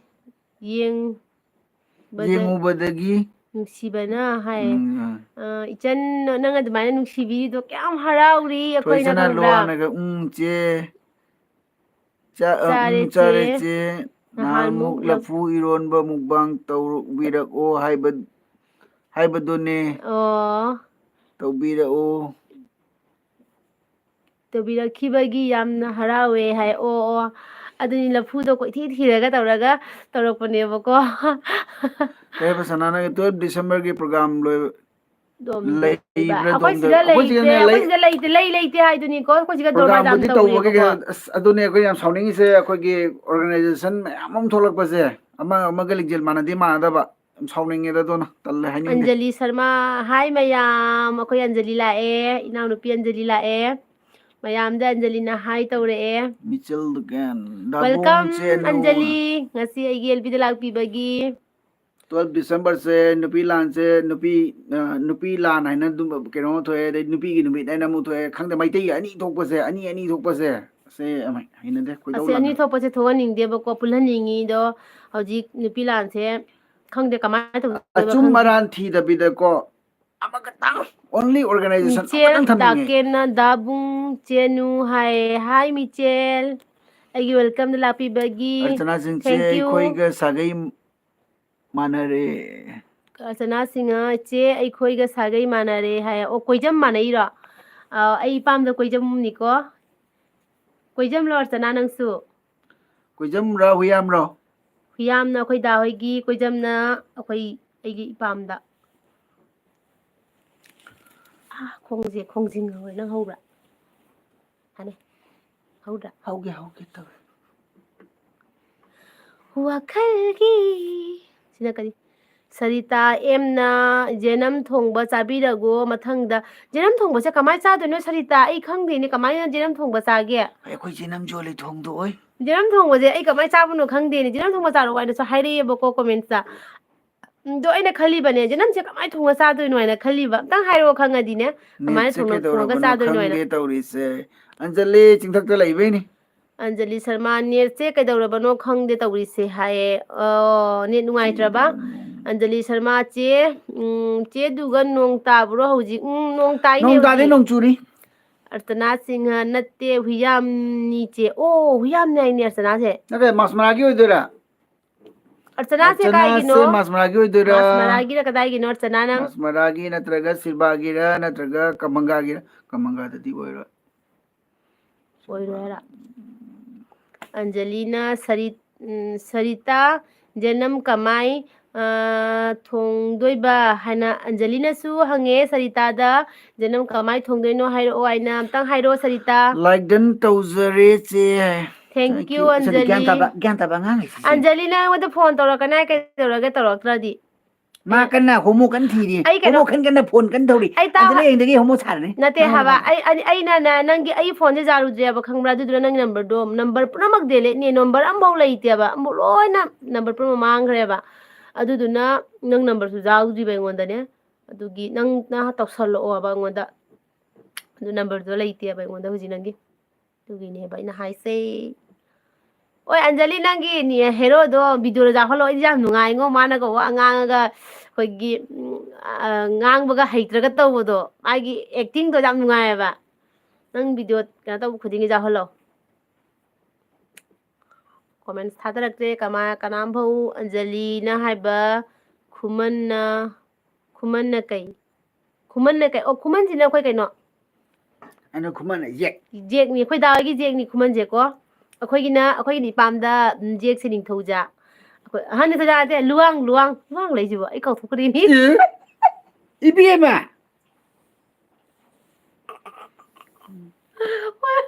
ai je kau ma ko thukri jan ni na moi jek to nate ai khange ning change akhoi jek luang ni moi jek to plak ni akhoi jek luang ni do khuman da jum ba lai nei se khuma ni thoda mo nang ning thau ro yes I'm a king phaki ni nang phaki oh no ꯅꯤꯡꯊꯧꯒꯁꯨ ꯑꯣꯏꯖꯅꯤꯡꯉꯤꯌꯦ ꯑꯩ ꯀꯅꯥꯅꯣ ꯀꯣꯃꯦꯟꯠꯁ ꯀꯅꯥꯝꯕꯨ ꯄꯤꯕꯤꯔꯛꯇ꯭ꯔꯦ ꯇꯧꯔꯤꯁꯦ ꯃꯤ ꯃꯌꯥꯝ ꯆꯠꯈꯔꯦꯅꯦ ꯃꯤ 10 ꯈꯛꯇꯪ ꯉꯥꯏꯈꯔꯦ ꯌꯥꯝ ꯀꯨꯏ ꯂꯩ ꯍꯥꯏꯒꯦ ꯇꯨꯝꯕ ꯆꯥꯕ ꯈꯪꯗꯅ ꯏꯁꯩꯗ ꯎꯗꯨꯅꯇ ꯁꯛꯀꯦ ꯂꯩꯔꯦ ꯇꯨꯝꯕ ꯆꯥꯕ ꯈꯪꯗꯅ 우이두나ꯇ ꯂꯩꯔꯦ ꯅꯨꯡꯁꯤꯕꯤ ꯃꯥꯒꯤ ꯃꯃꯤꯠꯇꯣ ꯃꯁꯤꯕꯨ ꯇꯨꯝꯅꯤꯡꯕ ꯀꯧꯕꯔꯥ ꯇꯨꯝꯕ ꯆꯥꯕ ꯈꯪꯗꯅ 우이두나ꯇ ꯂꯩꯔꯦ ꯅꯨꯡꯁꯤꯕꯤ ꯅꯪꯒꯤ ꯃꯤꯠꯁꯅꯗꯣ ꯃꯌꯥꯝ ꯀꯣꯃꯦꯟꯠꯁ ꯄꯤꯊꯔꯛꯑꯣ ꯃꯤꯠꯀꯤ ꯃꯤꯁꯥꯡ ꯀꯆꯩꯌꯦ ꯆꯤꯟꯕꯥꯟꯒꯤ ꯀ꯭ꯋꯥꯇꯥꯡ ꯏꯃꯥ ꯂꯥꯏꯕꯛꯀꯤ ꯎꯔꯤꯡ ꯂꯥꯏꯕꯛꯀꯤ ꯎꯔꯤꯡ ꯖꯒꯣꯏ ꯁꯥꯕꯤ ꯊꯔꯣꯏ ꯈꯨꯟꯕꯤ ꯑꯞꯁꯔꯥ ꯑꯞꯁꯔꯥꯅ ꯍꯦꯟꯗꯦꯀꯣ ꯍꯦꯟꯗꯦꯀꯣ ꯃꯤꯠꯀꯤ ꯃꯤꯁꯥꯡ चिंबान की कोतांग हम इतने पागल हो गए सब लोग के शॉट की रिएक्शन नहीं सुनो हम दिने नो मैम कमेंट था बिरो प्लीज सान भी तो ना मैम ना कमेंट मम कमेंट ना बोई कमेंट समो था लगता है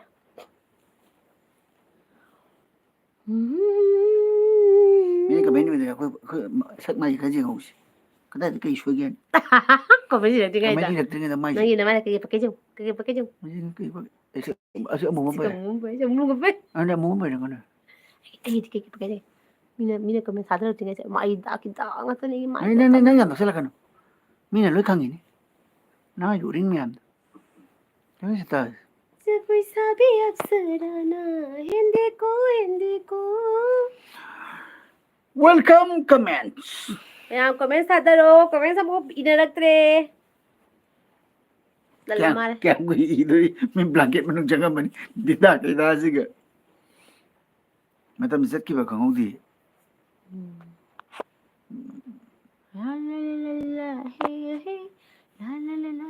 कोई सिना सिना पुंगा मुंगती तो जगह याम तो वही आते मैं इस बैटरी याम बके नो याउदे बसार जाउदे बको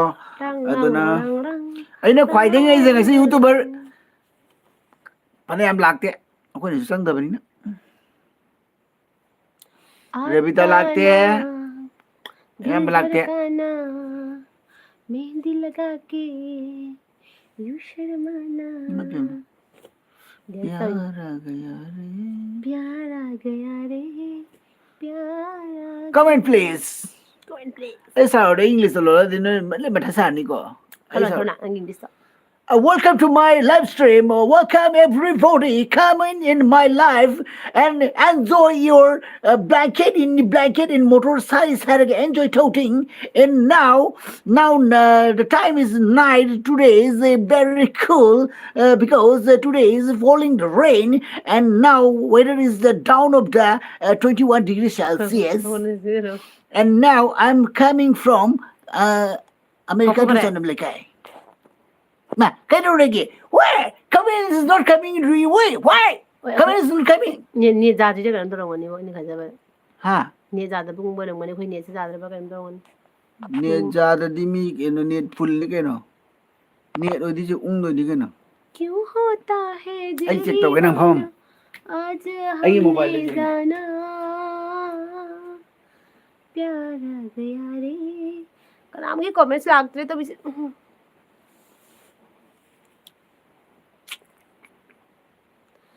ꯑꯩꯒꯤ ꯇꯉꯥꯡꯂꯥ ꯆꯤꯟꯕꯥꯜꯅ ꯃꯣꯃꯣꯟ ꯅꯣꯛꯆꯕ ꯑꯩꯒꯤ ꯃꯤꯁꯅ ꯑꯅꯤꯅ ꯇꯊꯛ ꯌꯦꯡꯖꯕ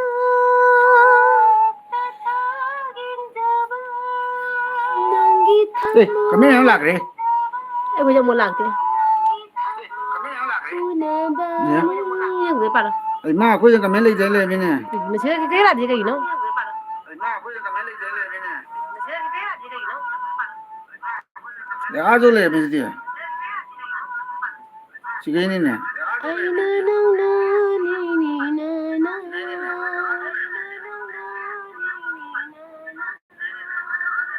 지금 말라 드시게 이는. ꯈꯪꯗꯦ 지금 comment balai kare. dugai taro na comment se ba Maya moro sa de ko comment se kena toro me ba. mayam akhoi siga ne ai mobile se comment mo la amdre ka daro no khang de ne Sida mayam lai rame. da gi sigai para ge suji lo da Waro ya de ko comment se pathara ge mathak gi.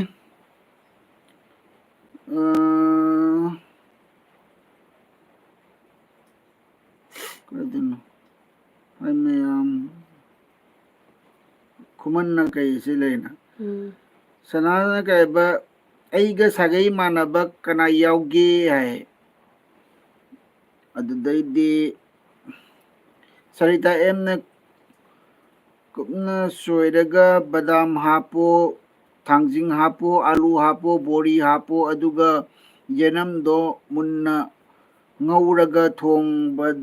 thonggadabani thau munna ngauro yamna yenam hana ngaugadabani hai tanu singna like asina id ani dagi pirage ko che Daidi tanu sing khuman nai re isai yam phajaye wa kya baat hai tanu sing utha gare archana sing na che maspara daini o tanu sing nice song hai anjali sharma na ai ikai na torak ti ni hana tro nang comment pa ba hei ti tali bo nang gi kai no se ai ikai re ba dugi anjali sharma homo khan na lai re hai sika comment lak se kai gi no mayam waru ya de sika comment se ki dawra kya ꯑꯩꯒꯤ ꯃꯣꯕꯥꯏꯜꯗ commence ꯑꯃꯨꯛ ꯂꯥꯛꯇ꯭ꯔꯦ ꯕꯟ ꯑꯣꯏꯈ꯭ꯔꯦ ꯑꯗꯨꯅ ꯀꯩꯅꯣ ꯅꯨꯡꯉꯥꯏꯇ꯭ꯔꯦꯕ ꯇꯧꯔꯤꯁꯦ ꯀꯩꯒꯤꯅꯣ ꯁꯤꯕꯣ ꯊꯋꯥꯏ ꯁꯨꯃꯥꯏꯅ ꯂꯥꯛꯇꯕꯁꯤ ꯊꯋꯥꯏ ꯅꯨꯡꯉꯥꯏꯇꯦꯀꯣ mayam waru ya de ꯑꯩꯈꯣꯏꯅ ꯀꯃꯦꯟꯁ ꯂꯥꯛꯇꯦ ꯍꯥꯏꯔꯒ ꯃꯤ ꯀꯨꯟꯃꯔꯤ ꯂꯩꯗꯨ ꯁꯤꯒ ꯄꯥꯎꯔꯣꯗ ꯅꯪ ꯄꯥꯎꯔꯣ comment pine padri me hai aduni upai leite ai ge ni rak pa khidre hai ton kena to gure ba comment se kena to gure hojik pathara ge anjali samasche nu hayeng call to rake hojik net se pura yadre ko ai hayeng tawro hayeng tawrake anjali hayeng tawro call tawro to biro akoina sonda ne comment laktre ke dar se comment am leira me banal laga mayam waru ya de comment thada biro nasa to ulu bara thadi ute nangi ai lot ke ai tanga tangai tang ot ke kai jare isu mayam na comment pi de pagami pi de tro maga do comment mayam na le se comment se chuka ka de se kai gino jare se dugai paro ba ai sona jadre laktre de si dum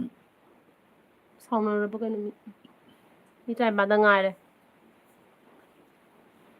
comment pa de ma kana no isai nungai ba comment ukidre isai nungai ba de comment ukidre ri ta isai nungai ba de nate ne kan doi bane comment mo lakti ba igi siga igi mobile siga kari gi nuai na ko check tawri bane dagi mobile gi mafam siga kyam lapna ge mai pi ma haplong di lape haplong di ko sigi jam lape dai di anjali sharma na che nu dai di anita kuman na che nong chudro chak charabu ai chare thoisna luang na ai gi pabi de waru ya de thoisna waru da de hojik pathara ga abinash elangbam love from manipur thank you abinash ko yelbi de lapi bagi de makta welcome dai keba sina maro chak charabu ai chak chare mayam puna ma comment to biro ko ado ai waru ya de mathak sa haugi ba comment sing do ai pazre waru ya de kari gi no ai da koi mi chu phatra bani na ko do so da asigi ke no sida comment se am lak tra ba ai da sung lak re ni na wani jara ko na pabi da mayam asini waru ya de ko sigi ke no sida comment se gen to dre se akoi gi anjali sharma gi khuman ni kai ga to aduga sum lep khre ba comment se kari problem oi be no khang waru de mayam comment ni biro comment thada biro mayam mi si sum lik thare kamai to ino to seven duga chingal comment lak ko comment si biro mayam ko ji comment sa pathara age magi iting ano bom thorak trane ji kena da youtube Rita ꯑꯁꯦꯝꯅ Anu ꯅꯪꯒꯤ ꯒꯥꯔꯤ ꯊꯧꯕ ꯇꯝꯕꯩ ꯕ꯭ꯂꯣꯛꯇꯣ ꯃꯇꯨꯡꯗ ꯀꯩꯕ ꯀꯣꯏꯆꯦꯟ ꯆꯦꯟꯕꯗꯣ ꯅꯣꯛꯄꯗ ꯄꯨꯛ ꯅꯥꯏ ꯍꯥꯏꯉꯣ ꯑꯩꯈꯣꯏ ꯗꯥꯅ ꯀꯣꯏꯆꯦꯟ ꯆꯦꯟꯕꯗꯣ ꯑꯩꯈꯣꯏ ꯗꯥꯁꯤꯅꯅꯦ ꯑꯩ ꯑꯣꯟꯊꯅꯦꯅ ꯇꯧꯋꯤꯅꯦꯕ ꯒꯥꯔꯤꯗꯤ ꯑꯣꯟꯊꯅꯦꯅ ꯃꯥꯅꯅꯦ ꯊꯋꯥꯏ ꯋꯥꯖꯕꯗꯣ ꯑꯗꯨꯗꯨꯒꯤꯅꯦꯕ ꯑꯩꯒꯤꯗꯣ ꯒꯥꯔꯤꯗꯣ ꯑꯣꯟꯊꯔꯤꯗꯤ ꯒꯥꯔꯤ ꯇꯦꯛꯈꯤꯗꯣꯏꯕꯗꯨ ꯑꯃꯨꯅ ꯇꯧꯔꯤꯃꯤ ꯑꯩ ꯄꯥꯝꯃꯨꯕ ꯅꯠꯇꯦ ꯒꯥꯔꯤ ꯄꯥꯝꯃꯨꯔꯝꯃꯤꯅꯦ ꯅꯪ ꯑꯩꯉꯣꯟꯗ ꯒꯥꯔꯤꯅ ꯍꯦꯜꯂꯤꯔꯣ ꯅꯪꯗꯤ ꯇꯦꯛꯑꯣꯏ ꯑꯩ ꯈꯪꯉꯤ ꯍꯦꯜꯂꯣ ꯗꯤ ꯀꯦꯅ ꯍꯦꯜꯂꯣ ꯍꯥꯏ ꯍꯦꯜꯂꯣ ꯍꯥꯏ ꯁꯅꯥ ꯁꯤꯡꯍꯅ ꯁꯨꯝ ꯇꯥꯏꯌꯦ ꯂꯩꯌꯦ ꯍꯥꯏꯌꯦ ꯑꯣ ꯁꯅꯥ ꯂꯩꯌꯦ ꯁꯅꯥ ꯂꯩꯌꯨ ꯑꯗꯨꯝ ꯇꯥꯎ ꯃꯔꯛ ꯃꯔꯛꯇꯁꯨ ꯀꯃꯦꯟꯠ ꯄꯤꯔꯛꯎ ꯀꯨꯝꯁꯤ ꯃꯨꯠꯈ꯭ꯔꯦ ꯀꯩꯒꯤꯅꯣ ꯁꯦ ꯑꯗꯩ ꯃꯣꯅꯤꯀꯥꯅ ꯏꯆꯦ ꯍꯧꯖꯤꯛ ꯃꯅꯤꯄꯨꯔ ꯊꯣꯛꯂꯤꯕ ꯊꯧꯗꯣꯛ ꯋꯥꯊꯣꯛꯁꯤꯡꯁꯦ ꯇꯥꯗꯕ꯭ꯔꯥ ꯍꯥꯏ ꯇꯥꯏꯌꯦ ꯑꯩꯈꯣꯏꯁꯨ ꯅ꯭ꯌꯨꯁ ꯌꯦꯡꯉꯦꯕꯀꯣ ꯑꯗꯨꯅꯤ ꯚꯤꯗꯤꯑꯣ ꯑꯃ ꯑꯩꯈꯣꯏ ꯊꯥꯡꯒꯠꯀꯗꯕꯁꯨ ꯊꯥꯡꯒꯠꯇ꯭ꯔꯦ ꯊꯋꯥꯏ ꯅꯨꯡꯉꯥꯏꯇꯕꯒꯤꯀꯣ ꯐꯦꯁꯕꯨꯛ ꯀꯁꯦ ꯍꯥꯡꯕ ꯌꯥꯗꯦꯕ ꯍꯧꯖꯤꯛꯁꯦ ꯃꯅꯤꯄꯨꯔꯒꯤ ꯅꯍꯥꯟ ꯑꯉꯥꯡ 12 ꯅꯨꯄꯥ ꯃꯆꯥ 12 ꯁꯤꯕꯒꯤ ꯀꯩꯅꯣꯗꯣ ꯚꯤꯗꯤꯑꯣ ꯉꯛꯇꯅꯦꯕꯀꯣ ꯍꯧꯖꯤꯛꯁꯦ ꯐꯦꯁꯕꯨꯛꯇꯒ ꯊꯣꯛꯏꯁꯦ ꯑꯗꯨꯗꯨꯅ ꯑꯩꯈꯣꯏꯁꯨ ꯊꯋꯥꯏ ꯅꯨꯡꯉꯥꯏꯇꯅ ꯂꯩꯔꯦ ꯚꯤꯗꯤꯑꯣ ꯊꯥꯡꯒꯠꯄ ꯑꯃ ꯊꯥꯡꯒꯠꯅꯤꯡꯕ ꯄꯣꯛꯇ꯭ꯔꯦ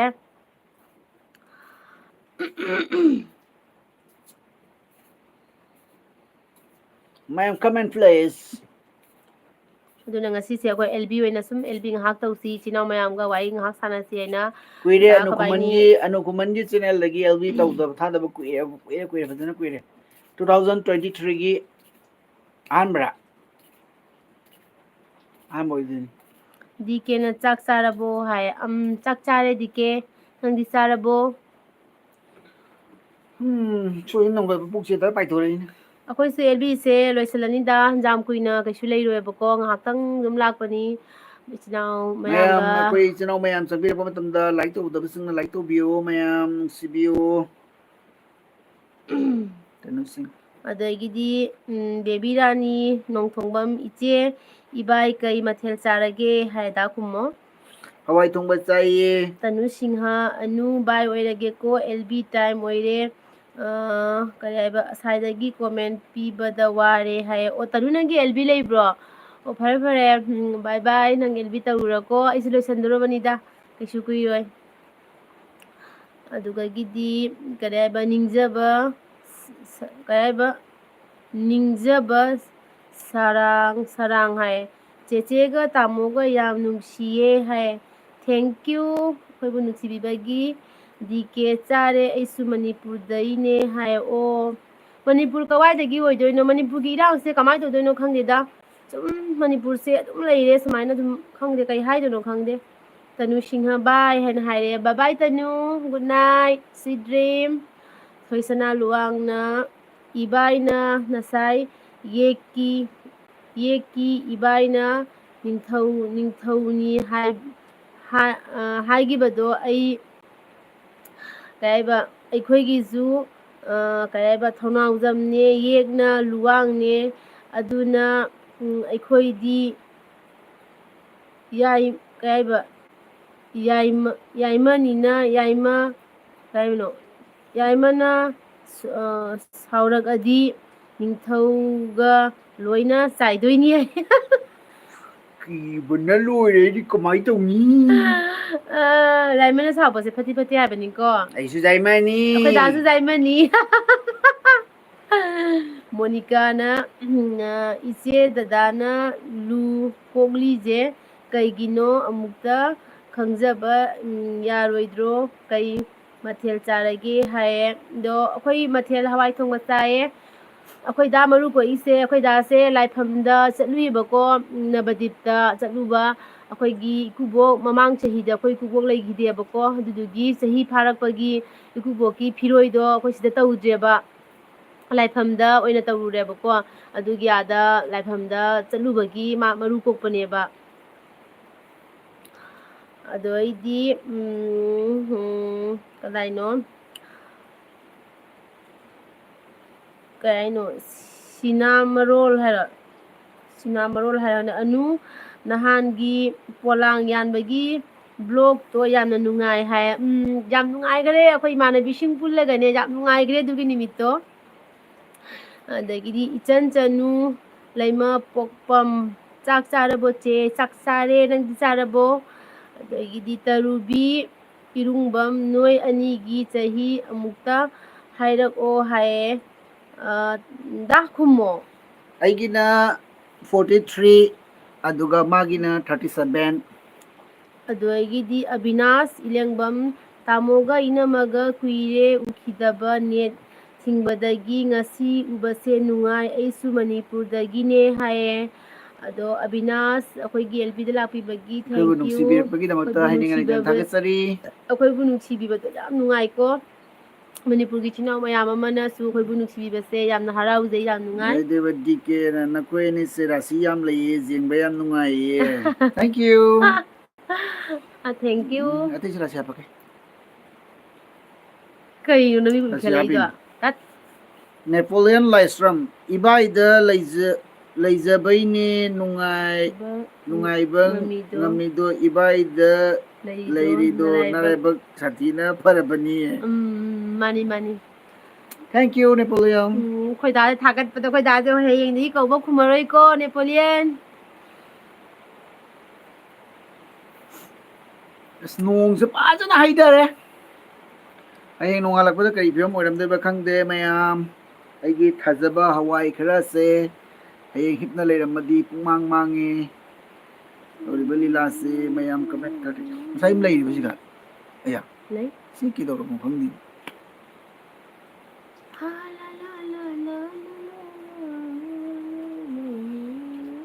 तुमको भी है खबर मुझको भी है पता ꯃꯌꯥꯝ ꯀꯃꯦꯟ ꯊꯥꯖꯕꯤꯔꯛꯎ ꯄꯥꯎ ꯃꯇꯦꯡ ꯄꯥꯡꯁꯤ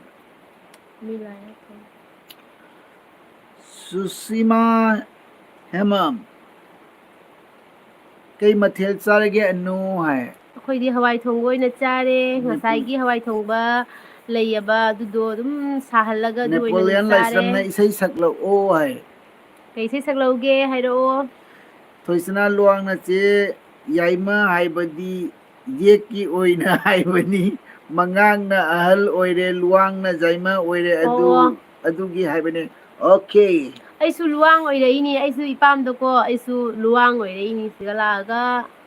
ꯈꯨꯃꯟꯗ ꯆꯠꯈ꯭ꯔꯦ ꯈꯨꯃꯟ ꯖꯦ ꯑꯇꯣꯝꯕꯔ ꯈꯨꯃꯟ ꯑꯇꯣꯝꯕꯔ ꯈꯪꯗꯦ ꯑꯩꯁꯨ ꯈꯪꯗꯦ ꯌꯥꯝꯅ ꯅꯪꯅ ꯍꯦꯜꯂꯕ ꯃꯒꯨꯟ ꯂꯩꯕꯁꯦ ꯌꯦꯁ ꯑꯩꯅ ꯒꯨꯟ ꯂꯩꯕ ꯍꯦꯜꯂꯦ ꯅꯉꯣꯟꯗꯒꯤ ꯑꯩꯈꯣꯏ ꯈꯝꯕꯒꯤ ꯈꯟꯗꯥꯅꯤꯅ ꯈꯝꯕꯒꯤ ꯈꯟꯗꯥꯟ ꯑꯗꯨꯅ ꯂꯥꯏꯔꯤꯛ ꯁꯣꯡꯗ꯭ꯔꯥ ꯊꯣꯏꯕꯤꯒꯤ ꯈꯟꯗꯥꯅꯤ ꯊꯣꯏꯕꯤꯒꯤ ꯈꯟꯗꯥꯟ ꯊꯣꯏꯕꯤꯁꯤ ꯂꯨꯋꯥꯡꯔꯣ ꯈꯪꯗꯦ ꯕꯦꯕꯤꯔꯅꯤꯡꯗꯨꯝ ꯏꯆꯦꯁꯦ ꯆꯍꯤ 38ꯀ ꯃꯥꯟꯗꯦ ꯑꯉꯥꯡ ꯑꯗꯨꯝ ꯃꯥꯜꯂꯦ ꯑꯩꯉꯣꯟꯗꯒꯤꯗꯤ ꯌꯥꯝ ꯍꯜꯂꯦ ꯏꯆꯦ ꯍꯥꯏ ꯑꯩ ꯃꯤ ꯄꯨꯝꯅꯃꯛꯅ ꯍꯥꯏ ꯑꯩꯁꯦ ꯑꯗꯩ ꯑꯉꯥꯡ ꯃꯥꯜꯂꯦ ꯑꯉꯥꯡ ꯃꯥꯜꯂꯦ ꯃꯣꯅꯤꯀꯥꯅ ꯀꯔꯤ ꯍꯥꯏꯕ ꯑꯩꯗꯤ ꯀꯁꯔꯗ ꯌꯥꯝ ꯂꯥꯛꯅꯤꯡꯉꯦ ꯆꯦ ꯍꯣꯏ ꯇꯥꯃꯣ ꯍꯣꯏꯒꯤ ꯚꯤꯗꯤꯑꯣꯁꯦ ꯌꯥꯝ ꯅꯨꯡꯉꯥꯏꯌꯦ ꯇꯥꯃꯣꯅ ꯉꯥꯡꯕꯁꯦ ꯇꯥꯕ ꯅꯨꯡꯉꯥꯏ ꯏꯝꯐꯥꯜꯗꯁꯨ